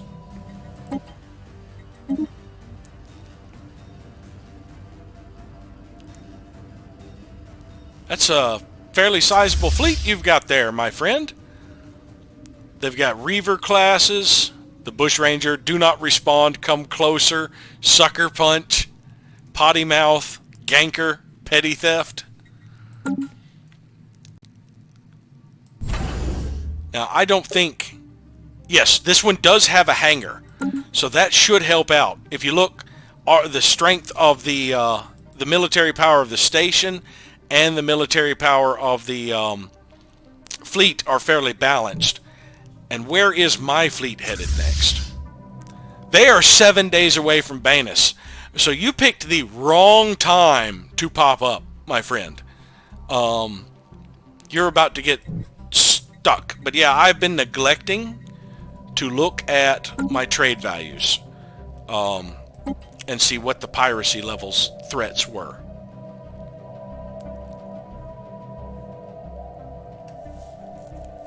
Yeah, max piracy is 11 in these places. All it has to do is get like above the base suppression or base protection, which in this case is 2, and they will start popping up. But that's a fairly small fleet. That's actually just going to give me experience. They may take out a station, but I doubt it with my hangar bays here. I think we're going to do some damage to these guys. No, I want to look at... Don't want to look at the ship. I want to look at the fleet combat. I'd like to look at the fleet combat. All right, let me just click on them. There we go. Yeah, they're shooting at my mining stations. But let's see how this works out. There go my fighters. We are being hailed. Oh, come on, I'm busy. The Dzekian Hive wants to establish an embassy. Thank you.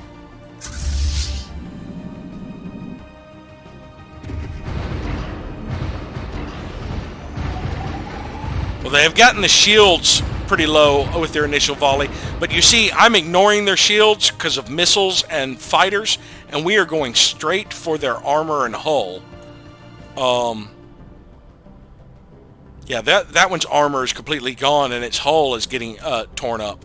So yeah, we are doing a good job of tearing up these guys. And here comes my fleet. 1.6k of it. So yeah, I don't think these pirates are going to get to destroy anything. Construction completed.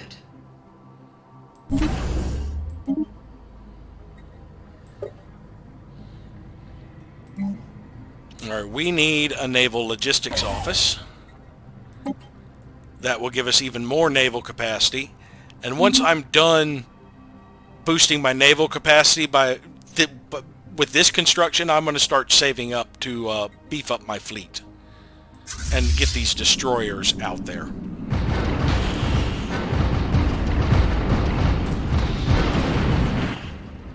Here they come!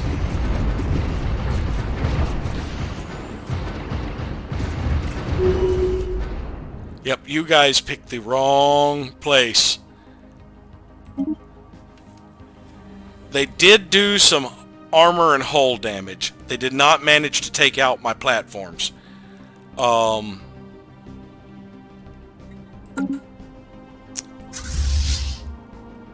They did not damage my fleet. So they did a little bit of damage to my star base. No, its armor and hull is max. It must have been the defense platform. Yes. They just about took out the defense platform. It was down to 260 hull points when my fleet arrived. But like I said, having just one of these and near an outpost, two or three are even better, can delay pirates long enough for you to get a fleet over there. I mean, even if my fleet had been a few jumps from the system, like over here, yeah, they would have taken out my little defense outpost, but they would have suffered a couple of ships' losses, and I still would have had the star base, or the outpost that they would have had to deal with. Damn hiccups. So the next world that I'm going to, I usually only do this about once a year, Sometimes every 6 months if I get a whole bunch. And right now my consumer goods are really starting to grow.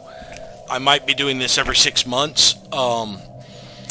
But I'm going to distribute luxury goods here on this research world where I'm upgrading the research complexes for the engineering research, so that this world will grow a little faster. One of the reasons I'd really like to up my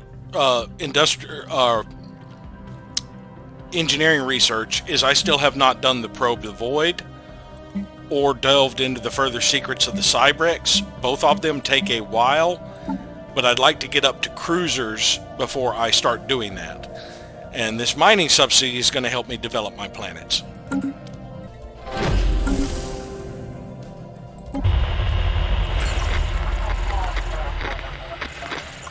Alright, the spirits apparently had a ship there.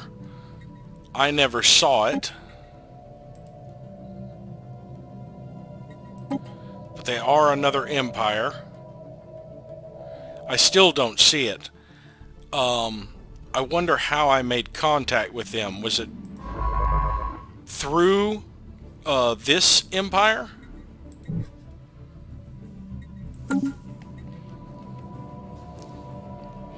But yeah, I think the names glitch only affected things that were generated before the update, because they changed some coding and how things worked, but ones that are generated now will have the proper names. Like, I don't think those Tree of Life things, yeah, they didn't have an error in their name for the Space Amoebas. Any future Space Amoebas generated, I'll have to see if they've got errors in their names. Construction completed. Alright, we should be finishing our mandate. I'm going to get the mining stations first, and then finally the research station. But yeah, I've got 3 years, 3 or 4 years before I have to worry about it. But yeah, that should complete our mining mandate. Research mandate, sorry. The Amazon that did the shipyard is almost back to Wyguvius. Where is my other constructor? How far out are you from Parsax? 6 more months. Actually, closer to 7. Yeah, the Amazon's still a year away. We have detected an anomaly. This asteroid is home to a number of exquisite impact craters. However, something breaks the visual uniformity in one of the larger craters. Darmug has leveled up and gained a new trait. It doesn't tell me what his trait is. Darmug is a archaeologist now. Where's my ship that was doing archaeology?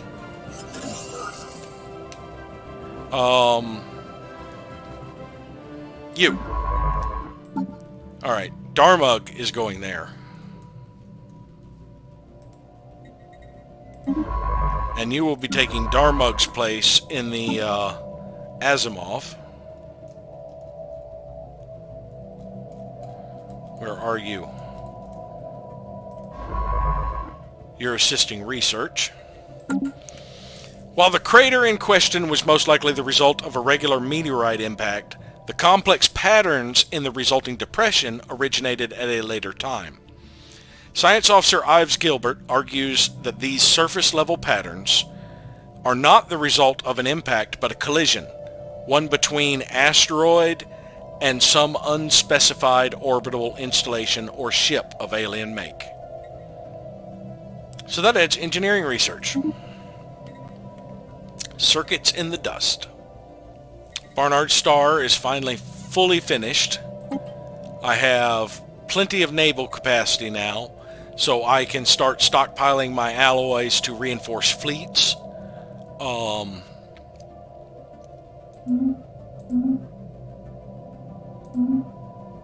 And we will start with this fleet that has had to sea action, we'll go ahead and start building a destroyer for it. That's First Fleet anyway. That's usually the one that I like to upgrade first. Oh, and the population has moved off planet. And it said it was likely to have gone to Blizzard, so let's just jump to Blizzard.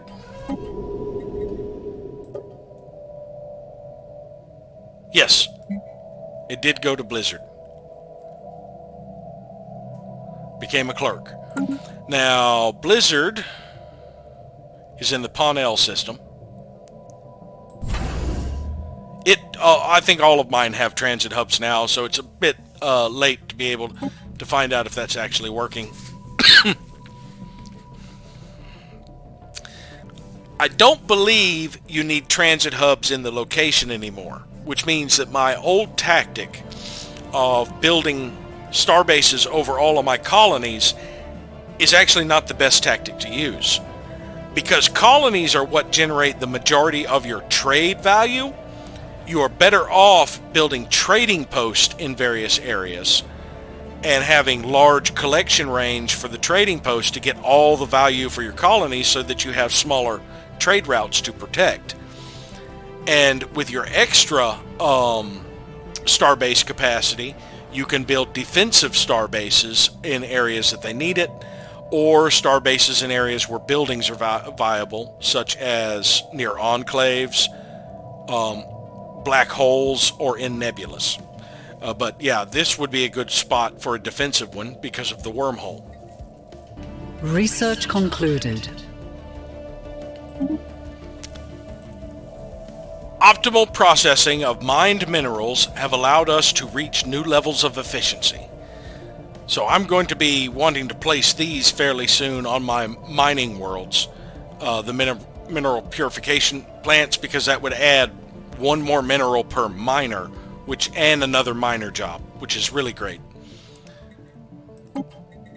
Now, do we have cruisers? I do not see cruisers. But what I do see, that would take a year and a half, a little over. The crystal infused plating, it boosts your ship's hull points. Now, I mentioned this way back in episode 1 when I'm in the ship designer. This slot is actually for hull boosting. So if I get that, then I can drop this down to using the hull boosting, and these deflectors cost 7 alloys each. So that would be 14 alloys, whereas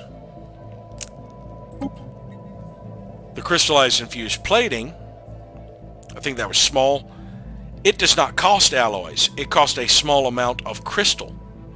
So that makes my ships a little bit cheaper, and the higher hull points, it actually is more fairly effective as well. And here's the thing about it. This crystal cost for putting on the infused plating does not add to the maintenance cost for keeping the upkeep cost of the ship, whereas increasing the alloy cost does. So mixing in the crystal infused plating would be a good idea. That would take me about 2 years. Is there anything else I would want more? Mining station output. Now this should affect strategic resources as well. So that is another good one. Exotic gas refineries. I do want more gases. I do have a small abundance of them now, but this would be a way to turn minerals into gases.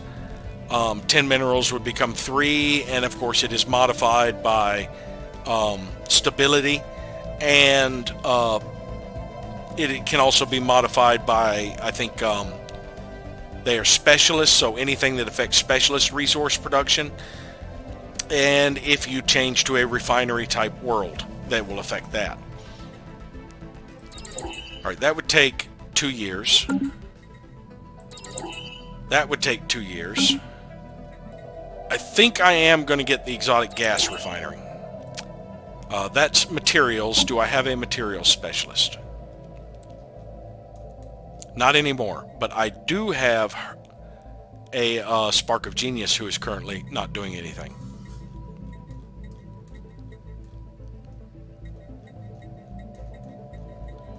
So yeah, let's just swap out for Ghent.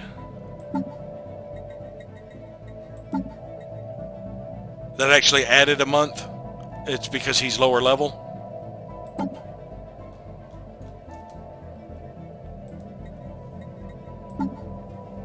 No, it took off a month. I was misreading that. I thought it was 21 months. It was 23. So yes, we'll use Ghent. He's knocking 1 month off of it at least. I could use... Well, I'll get more when I get some of these research buildings upgraded. So yeah, that should work.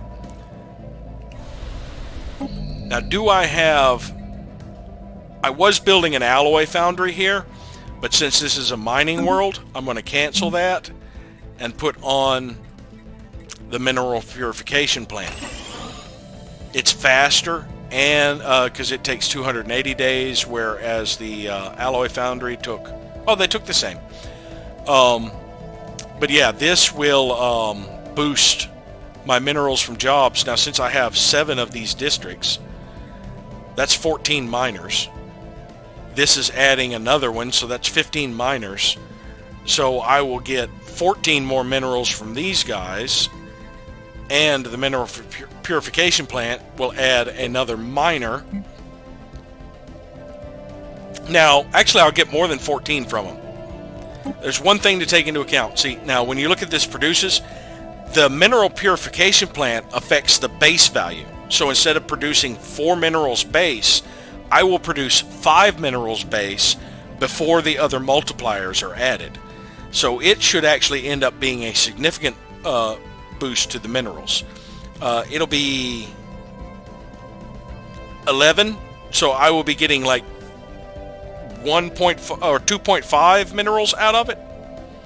Let's see, my multipliers are 50, 90. Yeah, I'll be getting, well, not quite 1.5. I'll be getting, 2.5. It'll be over 2 minerals per miner. So that should be a significant increase to my mining output. Getting the mineral purification plant just on one of my mining buildings, or mining worlds. This one does not have a slot. Yeah, I need to get an extra building slot for this one. I will get one in about a year, a little over a year and a half,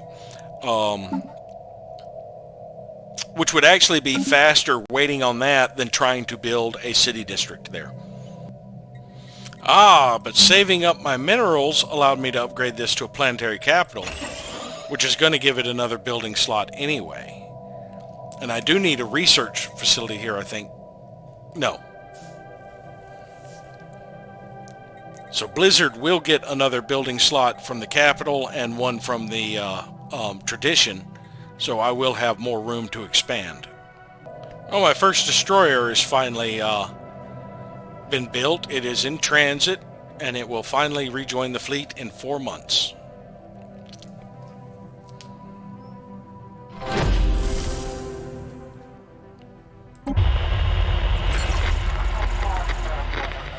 Okay, the spirits are eager to establish communications with us, having sent a large audio and visual transmission that appears to offer a key to translating their language. I believe we got this one early in the game on one of the empires we contacted. I think it might have been the Kell.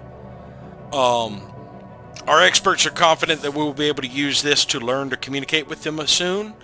Of course, we will have to trust them that their offered translations are not misleading, and that we will be able to reliably interpret information presented from a surely vastly different experiential context. Molluscoids. They are receptive. Does that mean you are not going to be hegemonic imperialist? We already have a breakthrough chance, so we might knock this one out fairly quickly. Which will be another boost to influence, thankfully.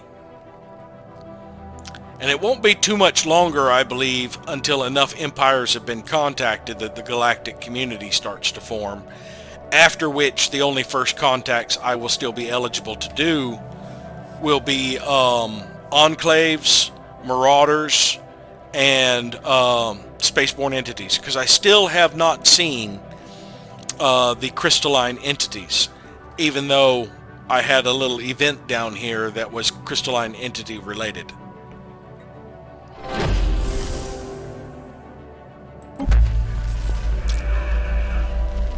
Our researchers have been making steady progress gathering together a large collection of signals from the spirits. However, as our knowledge of their language has grown, our linguists have become ever more confused.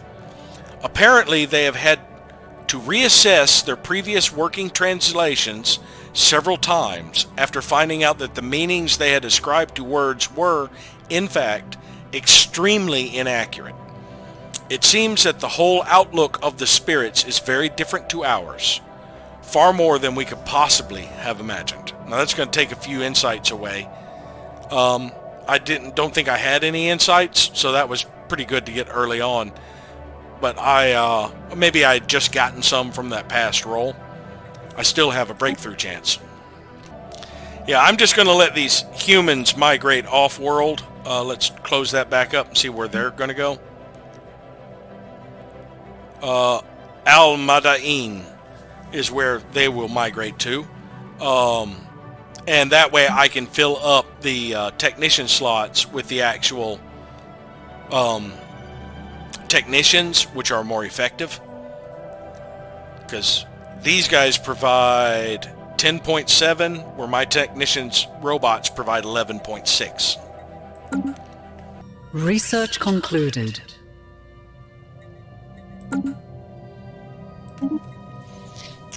Advances in material technology and deep shaft mining techniques allow geoengineering at previously unthinkable depths and temperatures. Magma hotspots can now be exploited, suppressed, or even relocated. Well, I could get rid of this last tile blocker, which is a mountain. I don't have the food processing facilities yet. I don't really need it, but surplus food would be great when I decided to start giving resources to my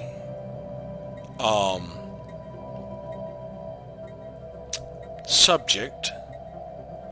Fleet command limit plus 20. So that means I could go ahead and up to having more destroyers in my fleet. Yes. Do I have a military theorist? I don't believe I do. But I do have a spark of genius available.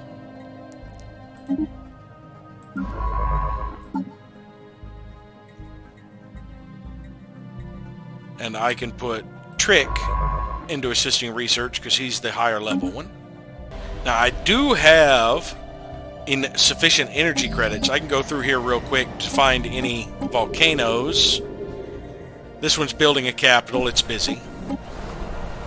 This one isn't doing anything. We can start getting rid of some volcanoes.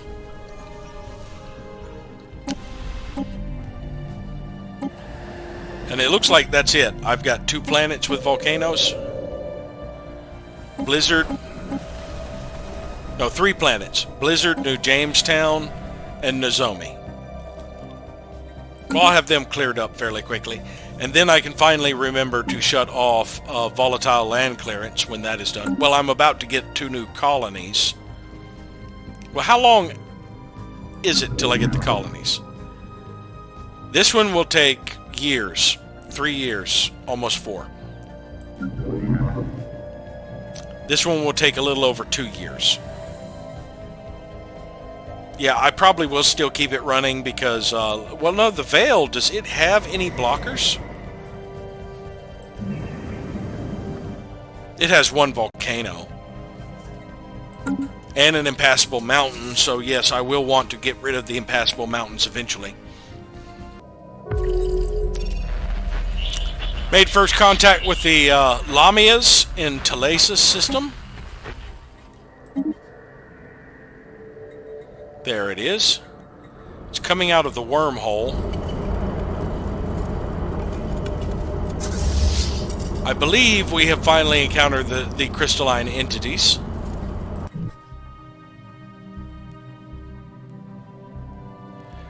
Now, oddly enough, they're not hostile right now. I do want to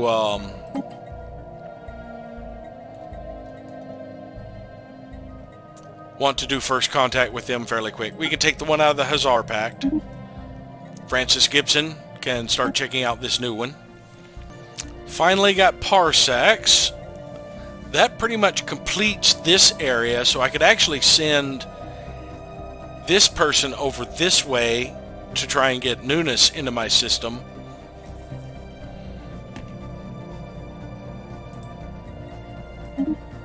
So we'll send them that way. We will finally get our additional building slot next year. Alright, I think I am going to spend some influence here to prepare sleeper stalls. They do have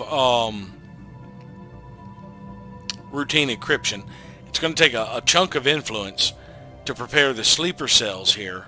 But that means I can finally, because I've maxed out my infiltration level, I'll finally be able to free Chloe McBain up to do something else for a while. I think it lasts 10 years. That it will not decay whatsoever. Construction completed. As per our president's mandate, additional research stations have been constructed. That's going to add 1,000. That knocked 2 months off of our... Yeah, so we'll get it before the year is out now. We have detected an anomaly. A wavering signal haunts Adelamar 5, though it does not seem to originate from the planet's surface. Doppler effect.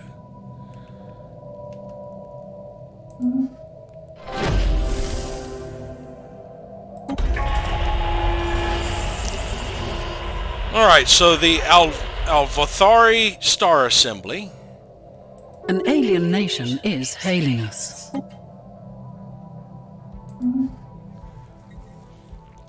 Erudite Explorers. Cool. They're an executive committee. Government is a materialistic form of oligarchy, where a powerful bureaucracy governs the state and guides the citizenry toward productive and meaningful goals.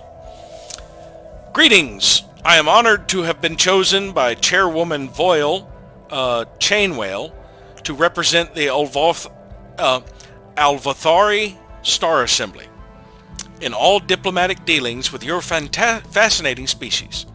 We strive to unlock the full potential of technology, a goal we hope you will find equally worthwhile. I do. We're delighted to meet you. I believe we are going to start working on relations with them immediately. We'll send Julianne Sullivan right in there. Now, where are you guys?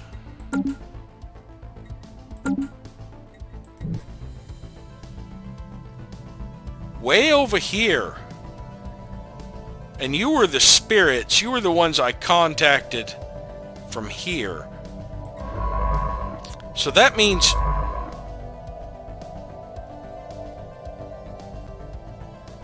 Ah, that is why. They subjugated the Polysimus mandate, so I was being able to contact... They must have gotten shared sensor data. That's how that happened, because they became a vassal and shared sensor data. So that's how the communication lines showed up. And I'm beginning to think now the reason I spotted one there had to do with Giranshu picking up another vassal somewhere. Actually, it was the United Ray and Stars that I contacted, so I guess not. Nobody is in a federation yet, are they? No. They might have just traded sensor data. Alright, that is in their borders. So, let's go ahead and explore that system and then keep pushing on. We want to check out all of this nebula before we move on, I think. So we'll explore all of these systems and then start moving up this way.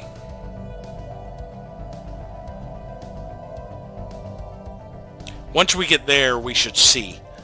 These aren't in the nebula, except for that one. I believe that's no? Neither of these are in the nebula.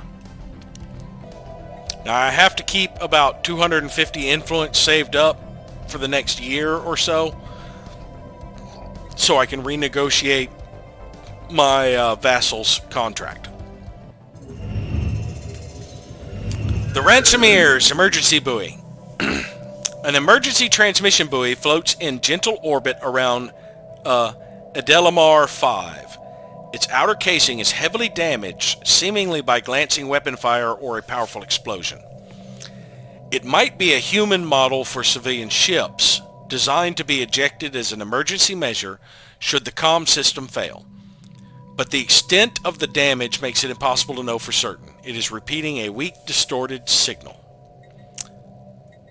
So we can just ignore it, but let's clean up the transmission.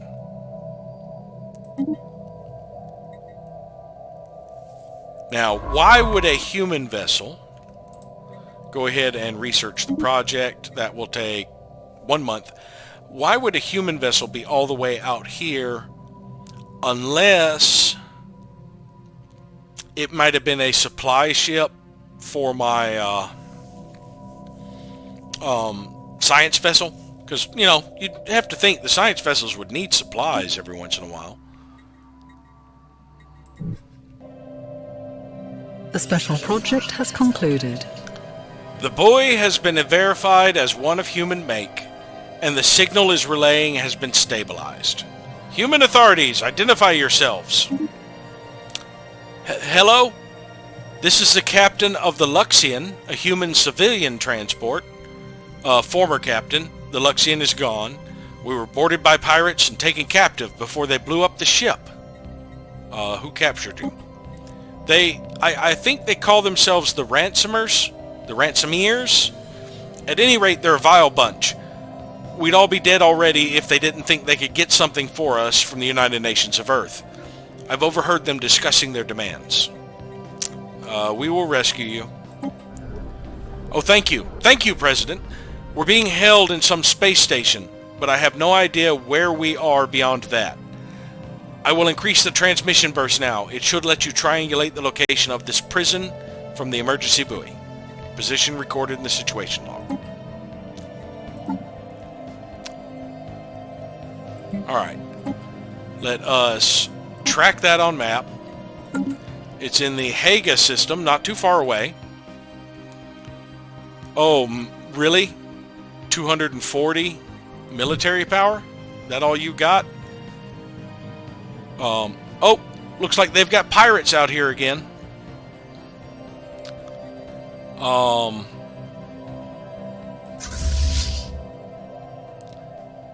How's the piracy looking here? Max piracy is only 6.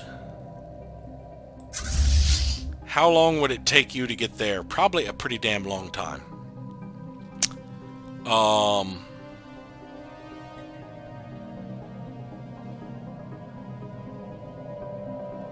Where is... The Dark Wanderer is only a 157. He does have some powerful weapons, but I think that'd be... Well, I can actually see a little bit about their ships. They've got weak shields, weak armor.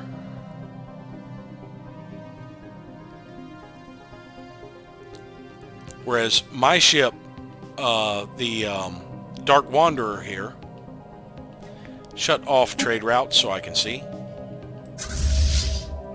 The Dark Wanderer here does have highly advanced shields. It's got 550 in shields, 230 in armor, lots of hull points. It's got some point defense to deal with if they have missiles. It has missiles of its own, so it's going to be bypassing the shields. But other than that, it has X-ray lasers, so it's going. Well, they've got weak shields. They've only got 50 points of shields. This thing can these two lasers will take out one thing's shields, I think. Well, minimum damage, I'd do 50 or close to 50, so it might take 2 shots with these lasers to take out its shields.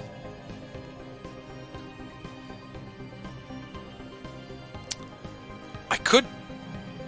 How long would it take you to get down there? 2 years. Well, actually, you'd be going here. Yeah, 2 years to get down there. And if it's going to take you 2 years, it's going to take this guy about 2 years. Yeah, it would take him 2 years. Let's have this person go back to patrolling. Like that. And control shift click and have him go up here and deal with these pirates at least. To help out my subjects here. Now that will take over a year. So the piracy is going to build up a little bit here in Chibane and Wygan. I might want to build some defense platforms before I reinforce any more fleets. Let's see. What would it cost me to buy some alloys right now? 2,500 would get me a chunk of alloys. Or 25,000. I can spare that. I'm going to do that and get a chunk of alloys, because we are going to build 2 hangars here and 2 hangars here, since we're going to be leaving this place for a little bit. I might build 3 hangars, honestly. Now 2 should work. And then with the remaining alloys, let's go to second fleet, because I think, or let's finish off reinforcing first fleet. And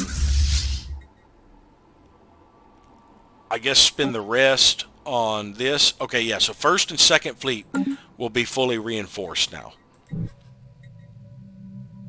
I have the alloys to do that. But it's going to take a while. Let's check our shipyard. Yeah, each of these takes about 4 months. I really don't need to invest all the alloys into them right now. Let's stop the ones that we're going to second fleet real quick. That does give me a chunk of alloys stockpiled. I could finish upgrading some more of these stations.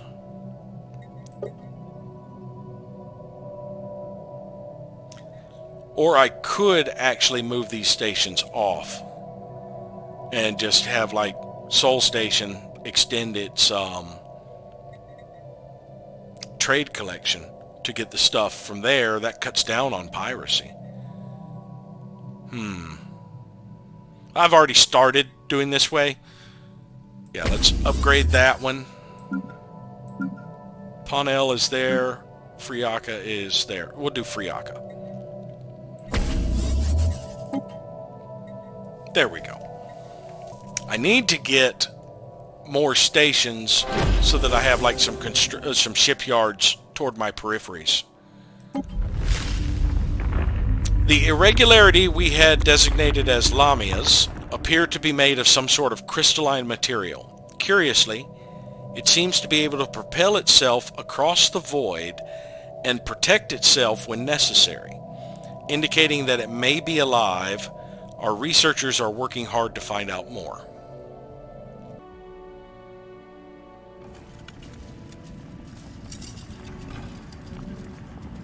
I know why this one is neutral instead of aggressive.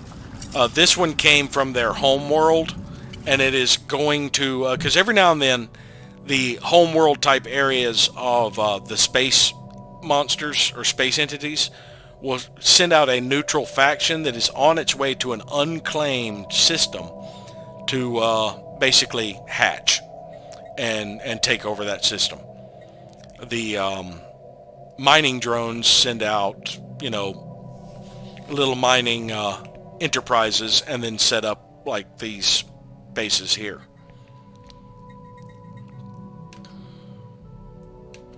I've got an idle construction ship. I've got a year. I'm getting 2 per month. It'd take 3 months to make up what I'm losing. I mean 30 months. 3 years is what I meant. It would take 3 years to make up that influence. I will wait until I complete a first contact. If that gives me enough of a chunk to claim another one, I will. Now, if I do get here, Almac 2 is a fairly decent mining world.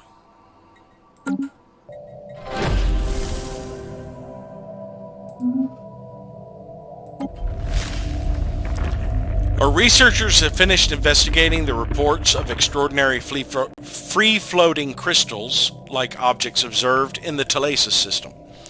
Their findings are startling. The ship-size objects and their slightly smaller but equally crystal-like satellites at first appeared inert, but sudden shifts in their orientation relative to our ships and new energy signatures emerging from within the prisms indicate they might be alive. A fascinating prospect, to be sure, but they should be approached with caution. Our best and brightest are standing by to study these entities. We can learn to coexist. An alien nation is hailing us. No, it's not. So this was the cracked crystalline shard. Yeah. That's the reason it was not hostile. Now, the crystalline pacification would take 17 months of physics research. I'm 9 months away from the wormhole travel, but I am going to prioritize this. That way, if I do encounter more of the crystalline entities, or if this sets up shop nearby, they're not hostile.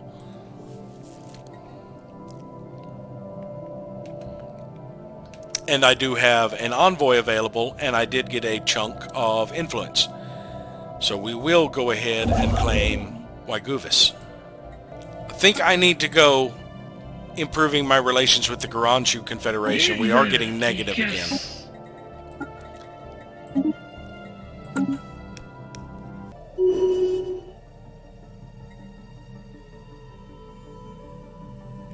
Yet another time, through hard work and experience, we have gained the paranoid trait. Joy of joys. It's my engineering researcher, and it affects research speed. Well, okay, you are now done. We will replace you. I should have another, well, no, it looks like all of my sparks of genius are already in research.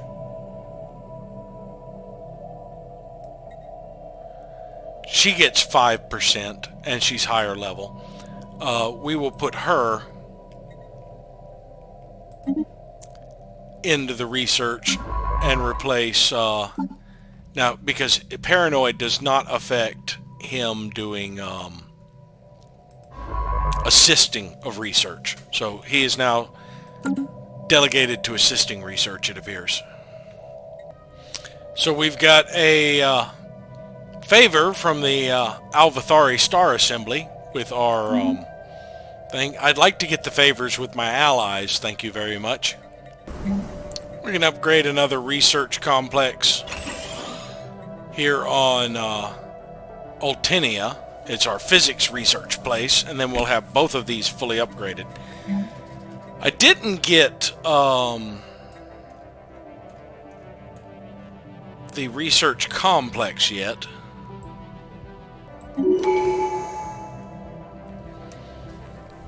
Received some rather disturbing reports about Camila Hernandez. She has become a substance abuser. Oh no, not her! Oh hell.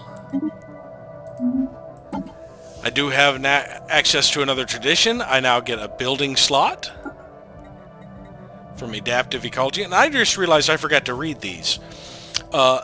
Environmental diversification. By adapting to different environments, we have learned to evolve and adapt faster. And adaptive ecology. The highest function of ecology is understanding of consequences. It'll be another 3 years before we get another tradition.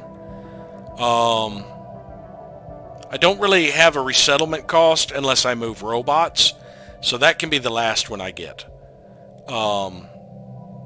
Actually, none of these are really pressing, to be honest with you. Apart from the fact that I would like to get the finisher for this, to get another ascension perk. But monthly food, I will probably get next. And then it really doesn't matter which of these two I get after that. I could go ahead and open up yet another one. And maybe get an opener for something and maybe get one that has stuff that is more useful to me.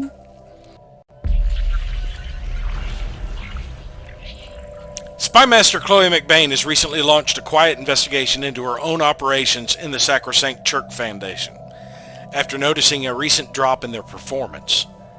She has discovered these operatives skimming resources allocated to intelligence gathering and bribes. These goods and currencies are being reinvested elsewhere in church business concerns, earning the operatives a comfortable profit at our expense. As a result, their attention and loyalties have clearly been divided. Progress on Operation Prepare Sleeper Cells has been put on hold for the moment until Spymaster Chloe McBain can reassert operational efficiency.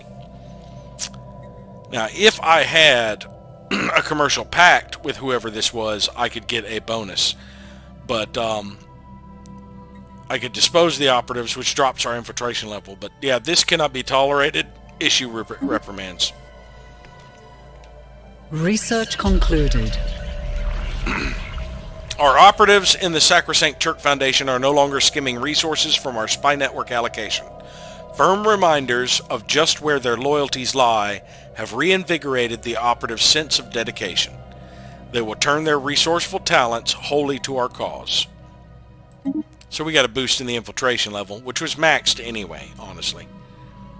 Alright, we now have access to exotic gas refineries. Exotic gas can be produced artificially, but it is a difficult process that requires advanced refinery equipment. And now we have access to cruisers. Could upgrade the flak cannons. I think I am going for cruisers. Let's see, that would be 3 years. Yeah, 3 years. Whereas the crystalline infused plating would be a little over a year.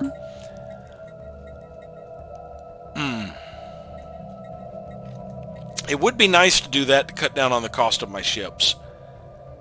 In 6 months, I will have a higher fleet command limit anyway, so I'll be needing to add more ships. I do have already my naval capacity increasing. Making the ships cheaper. There's also making them faster. But I think I do want to go ahead and jump to cruisers. Now that'll take 3 years. But when it comes out, then I will be able to really get my fleets up and running. And be on par, at least militarily, with most of the others around me.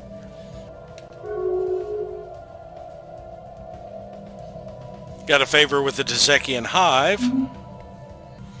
I cannot afford the embassy complex right now. I would like to get it because I do need the additional envoys. I believe we're going to go ahead and get our first society research facility up on Avalon.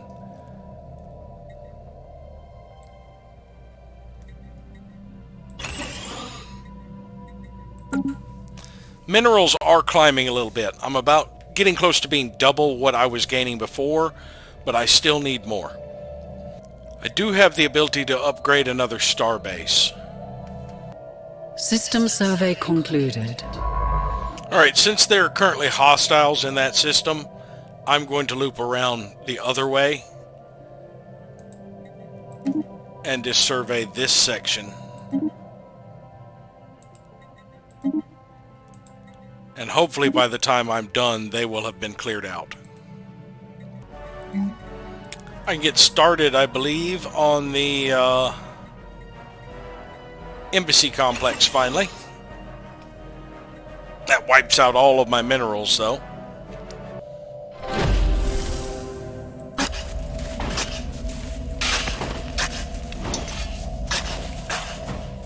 The freezing climate of Siet 4 has covered the site in thick layers of ice and snow. The desolate location of this site may be a hint of the need for discretion. Whatever took place here, someone wanted to keep it hidden.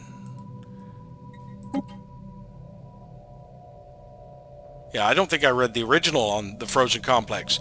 Scanners detect a hidden complex buried beneath the ice and snow of Siet 4. A large network of partially collapsed or blocked tunnels seems to connect the various underground structures.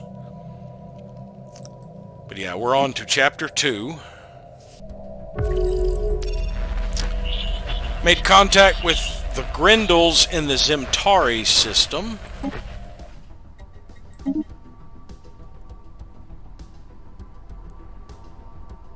Overshot them.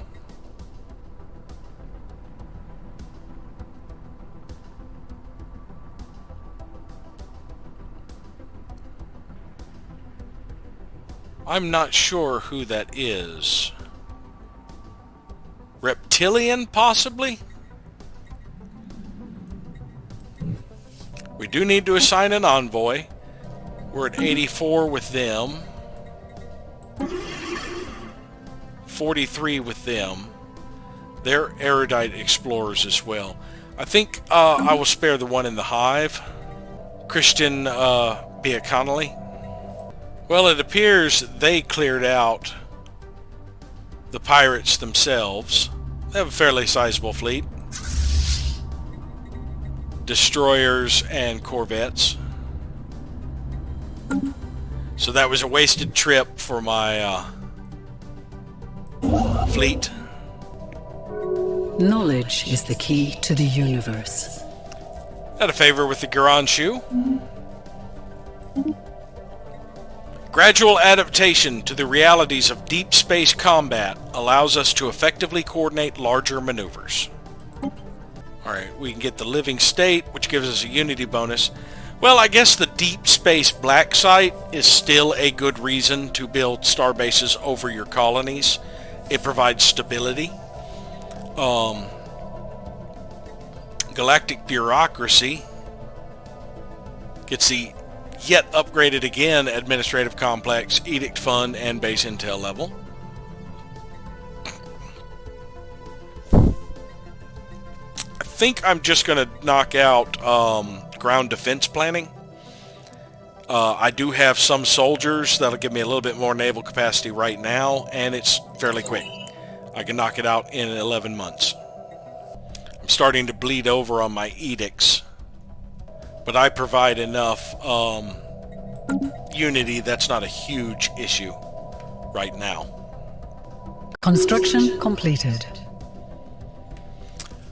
We got more Vetericius refugees on Storm.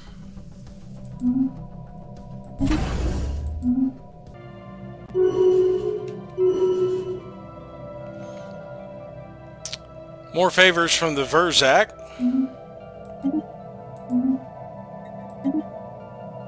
We can now see these systems and see what all is in them.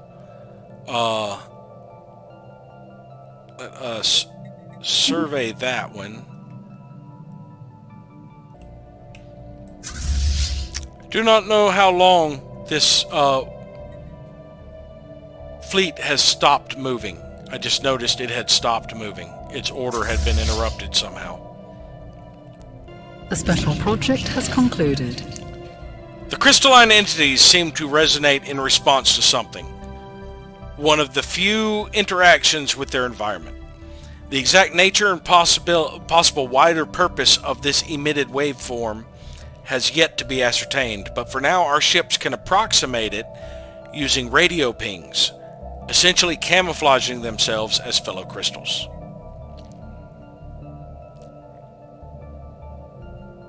I already have crystal-infused plating, so that didn't really give me any progress or anything, which was disappointing. We are losing rare crystals. Oh, I bet you our trade deal with the our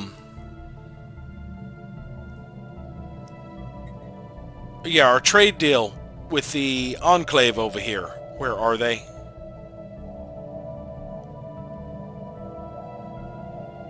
The mutagens? Yeah, it expired and I got no pop-up because it was in effect before the update, and that kind of screwed everything up. So yeah, I'll have to renew it next year. Alright, this is just the one about we had encountered a vessel, or there was a vessel in that system, for a spaceborne empire.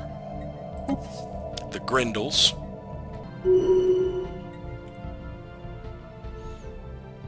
Oh no. Whispers and rumors concerning possible ties to organized crime have surrounded Governor Ishan Patil for some time now. The governor has dismissed these claims as malicious libel invented by political rivals, but recent evidence suggests there may be more to it than that.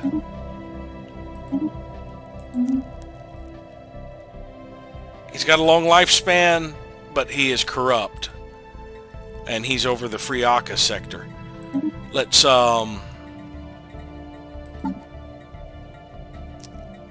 see. I can look at that here under sectors. Friaka is where Avalon and them are. Yeah, I'm afraid we're probably going to end up letting you go because you're creating crime on all of my worlds. So let's reassign this governor. Unity, architectural interest, or eager. Let's get Bo-Ka. Yeah, we'll pick up a Pirac governor. He's eager. Now, is he the head of any faction? No. Not that it would have mattered, because I'm sorry. Your ties to the criminal syndicate, you're gone. You've been good to us, but you become corrupt. And I probably should have fired him before I hired the new one, because it would have reduced how much the new one would cost. I should have done it in that order, honestly. Because how much your next leader costs is a factor of how many leaders you currently have. I believe, let's check leaders real quick. I believe it is by, let's see, 750 for these guys. I don't have any generals. Okay, yeah, it's overall leader cost. Anomalous readings registered. Repeated scans of Wanya 4's surface give inconsistent sensor readings, almost as if the planet itself was in a constant state of upheaval. And it has been another 5 years. So we will call this an episode. Thank you all for watching, and we'll see you next time.